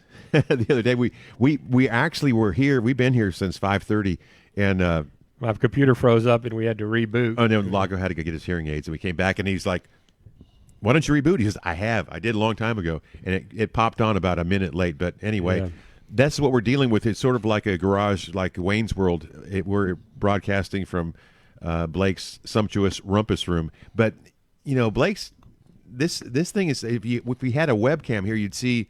It's not as hodgepodge as it looks. One would think. Blake's got they're old computers, but he's sitting there behind a bank of 6 monitors, 5. Oh, yeah, well, one of them's dead, but it looks impressive though, even if it is dead. But you've got the board monitor over there where we're running in the phones. Yeah, we got the computer with Skype for the phones. We got computer to play the bumps and stuff, the streaming one, and then my laptop. So if I need to go look something up on the internet, I could probably use the music computer to look stuff up on the internet, but sure enough, as soon as I turn it up to play some music, there'll be some commercial running on the website I'm on. See, that's what we're doing too. Like I was, you've heard a couple of times, Lago is trying to check something, and some video or audio will pop up that you forget, I can't turn this off. I did it yesterday, looking at the people, just saying hi to the folks who were listening, like Jerry Book and Mike Carlisle.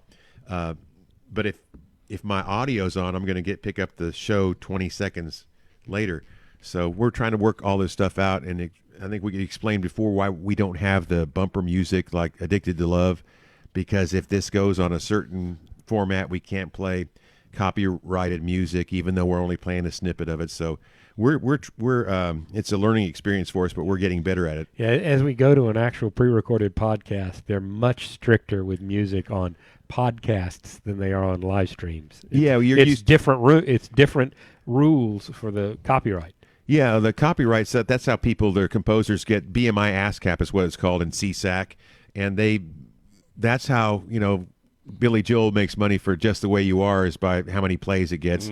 That they had, I remember a long time ago they had a big lawsuit. So if you're in any kind of building that plays Muzak or something where what was it, 18 employees or more, something like that, you had to pay the royalty fees. In radio, it used to be about, I think it was 1.5% of your gross is what you had to pay. And then Lago knows this and Blake's knows this. You'd have to sit there with a log that showed every single song you played throughout write it down. Write it down. The composers was written by for like 2 weeks. We brought this up earlier, but at the White House press conference yesterday, White House correspondent Chanel Rion, is that right? I think so. Rion asked President Trump to comment on the major media players that are parroting the China propaganda or the Russian propaganda. The way she delivered the question, it looked like she was one of those, the regular journalists that's like mad at you, because she was targeted, determined, and kind of angry. But she was angry at the other guys, at the reporters. Yeah. I didn't see it because at first I thought it was just, here comes the gal with another one of those. Like, why didn't you act sooner? I guess I'll have to find that and put it up. Yeah, she actually took a little bit of heat from that. Somebody posted a little bit. No, but I mean, like in the office, people were posting anonymous notes on her cubicle in the White House press room. And really, yeah. What's this, high school? CNN's Brian Seltzer was apoplectic. Her question provided President Trump an opportunity to criticize the disinformation churned out by the news media, and that, of course, is beyond the pale. Brian Seltzer appeared on Skype to go on CNN to whine about it. Trump took 3 steps back today by assailing the media at a time when the media is empowering the public with information to stay safe. Empowering the public with information. Yeah, exactly. And calling this the China virus is both xenophobic and unscientific. I love that, and he throws it back as like it's the China virus, and on purpose and just to spite him. Yeah. Yep. And that tweet sure makes me feel empowered, doesn't it? It's calling it Chinese food racist. That was basically the question. Yeah. Well, it gets even more empowering. Anderson Cooper did a little of that, empowering the public with information during his CNN Facebook global town hall on the Wuhan virus by inviting the world-renowned infectious disease expert Sean Penn. Maybe from Fast Times he was pretty infectious. Yeah, Sean Penn, an infectious disease expert. He knows everything about dealing with the pandemic. Infectious diseases, he was married to Madonna, so he does have some experience. Well, and he knows about beating up paparazzi, doesn't he? Yeah. So he's gone from the bully to what? The savior? And, divorcing Madonna? Other than that, he's an actor. And he's the guy CNN invites on for their global town hall on the Wuhan virus. I'd be surprised if they didn't invite him. How is that even? Who?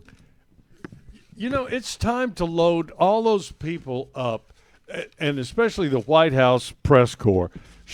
stuff them in a cannon and shoot them at the sun. Except for John Roberts. John Roberts asks the right questions. I mean, at yesterday's press briefing, 4 different reporters used their question time to lecture the president on how racist it is to call the virus the Chinese virus. One reporter even berated him for an anonymous staffer allegedly referring to it as Kung Flu. And what was it that Bennett said last night? Oh, God, I can't believe I've forgotten that. And he said it with a straight face, and it was funnier than hell. Pamela called my attention to it. Given that it's racist talking point is the exact same thing that the Chinese communists are pushing. So I would think the OAN reporter, Chanel Rion, had a point. Good Lord. Talking about promising news in treating the Wuhan virus with an existing anti-malarial drug. That's racist. They did ask the president, though, if he was going to push back against China, what was he going to do for kicking people out? They remember they kicked the Washington Post people out. Yeah, and he said, "I'm not going to tell you right now. I don't want to discuss that right now. Like it's coming. Don't give away your plans. Yeah, withholding your powder dry. Withholding our having our pharmaceuticals made over there. That's not going to tell them I'm coming, and hell's coming with me." Exactly. That's what Tombstone. That's what's going to happen, because something's going to happen, because we're not going to have the pharmaceuticals that we depend on, because they're holding us hostage for ransom over that. That's not going to happen anymore. I stand by my position that the entire White House press corps should be loaded into a cannon and launched at the sun. Period. And everybody's on the left is freaking out over that OAN reporter asking the president if he thinks the term Chinese food is racist. He went off on her. He said, "Your own network. It's Chinese food." Yeah. How is that racist? What are you going to call Mexican food? I guess that would be racist too. I guess. Oh no, that's was stealing a culture. What do they call that? Cultural appropriation. Yeah, cultural appropriation. Well, we did that with Tex-Mex, right? Yeah. Crying out loud. Well, chow mein is really not Chinese. That's a kind of a bastardization of it never was Chinese. Well, hell, pizza's not Italian food either. That's something that came out of World War II. Yeah. It's good, though. The American media just hates being called out for simple facts, and the fact that they're echoing Chinese propaganda. Good Lord. It's really a shame that the media has been more concerned with PC or ideology than the facts. The facts are what matter. But the media today has taken the attitude of, don't confuse me with the facts, my mind is made up. Brother. It's just, I don't know. Freedom from fear. That's what I'm using mine for. The FDA has approved chloroquine. Is that CHLORO? Hydroxychloroquine. Be prescribed to help treat the virus. So if it looks too good to be true, maybe it is. The whatever they call it, chloroquine can be used, can be prescribed for the Wang Hu flu. Well, generally, drugs, part of the testing program for any drug is it safe for somebody to use for somebody who doesn't have the disease? Right. So, yes, there are adverse effects, but chances are it's already been studied what's going to happen if you take it and know what the side effects are and what effect it has on a normal, healthy person. So I don't really see a big downside in that, but, I'm not a doctor, nor do I even play one on the radio. That's why they were advising people not to take things like ibuprofen and Nuprin because you might get something like Reye's syndrome, which is where I think Tylenol got big after that because they were afraid some kid would come up with that. Oh, so like give them baby Tylenol instead of baby aspirin. Yeah, because of Reye's syndrome. Instead of baby aspirin. Man, the hounds of here. Somebody's released the hounds. Masked men with guns are back. Oh, they'll bark at the mailman.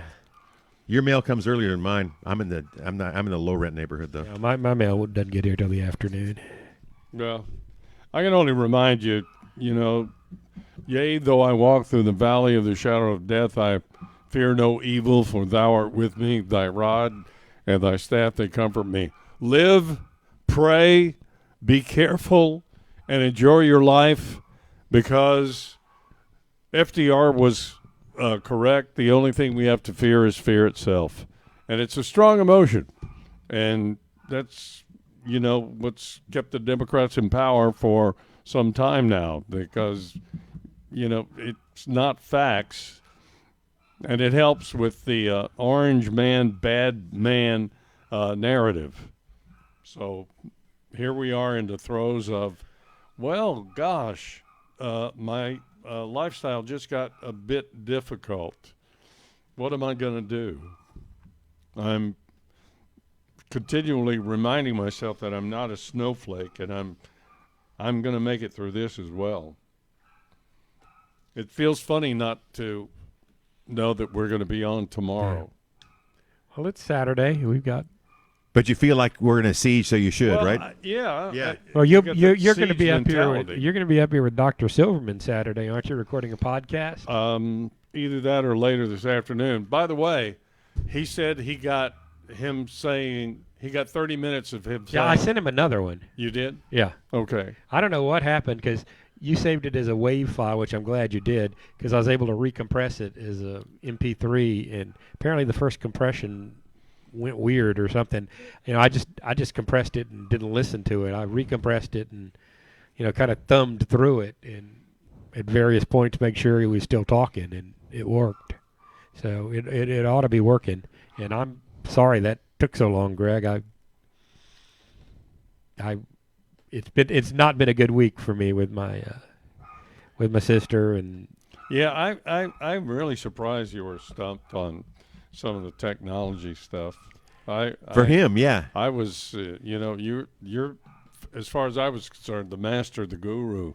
I've got the technology. What I'm struggling with right now, and I'm a lawyer, is trying to figure out the terms and conditions of all of these different services and what they'll let us do and what they won't. I mean, we talked about guns and ammunition this morning. I don't remember which one it is, but one of the services would have pulled us down for talking about guns. Yeah.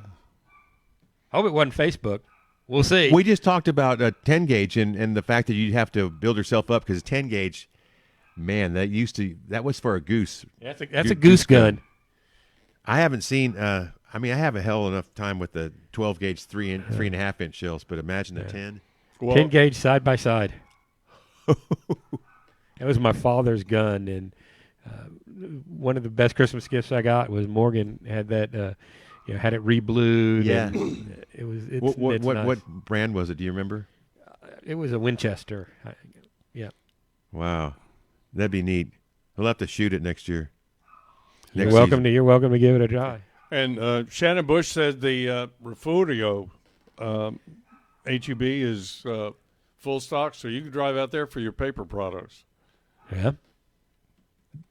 I'm still okay, but at some point, the only thing I'm short on is paper towels, and I'm thinking maybe I go to one of the home improvement stores and get some of those shop rags. The shop ones will work. The blue ones, yeah, those work. I mean, they're a little more expensive, but well, at this times like this, you pay a little bit more, right? I've got some in my truck. We've got a neotropical bird fallout coming, so according to Jay, so with this front comes through, and you've got exotic stuff in your yard. Look for migrating birds. I'm going to have to refill my one hummingbird feeder that winter didn't destroy. All right. Well, we'll be back Monday, 6 a.m., and we appreciate your listening to Lago in the Morning with Blake and Tyler, your neighborhood radio, a production of BLT Talk LLC.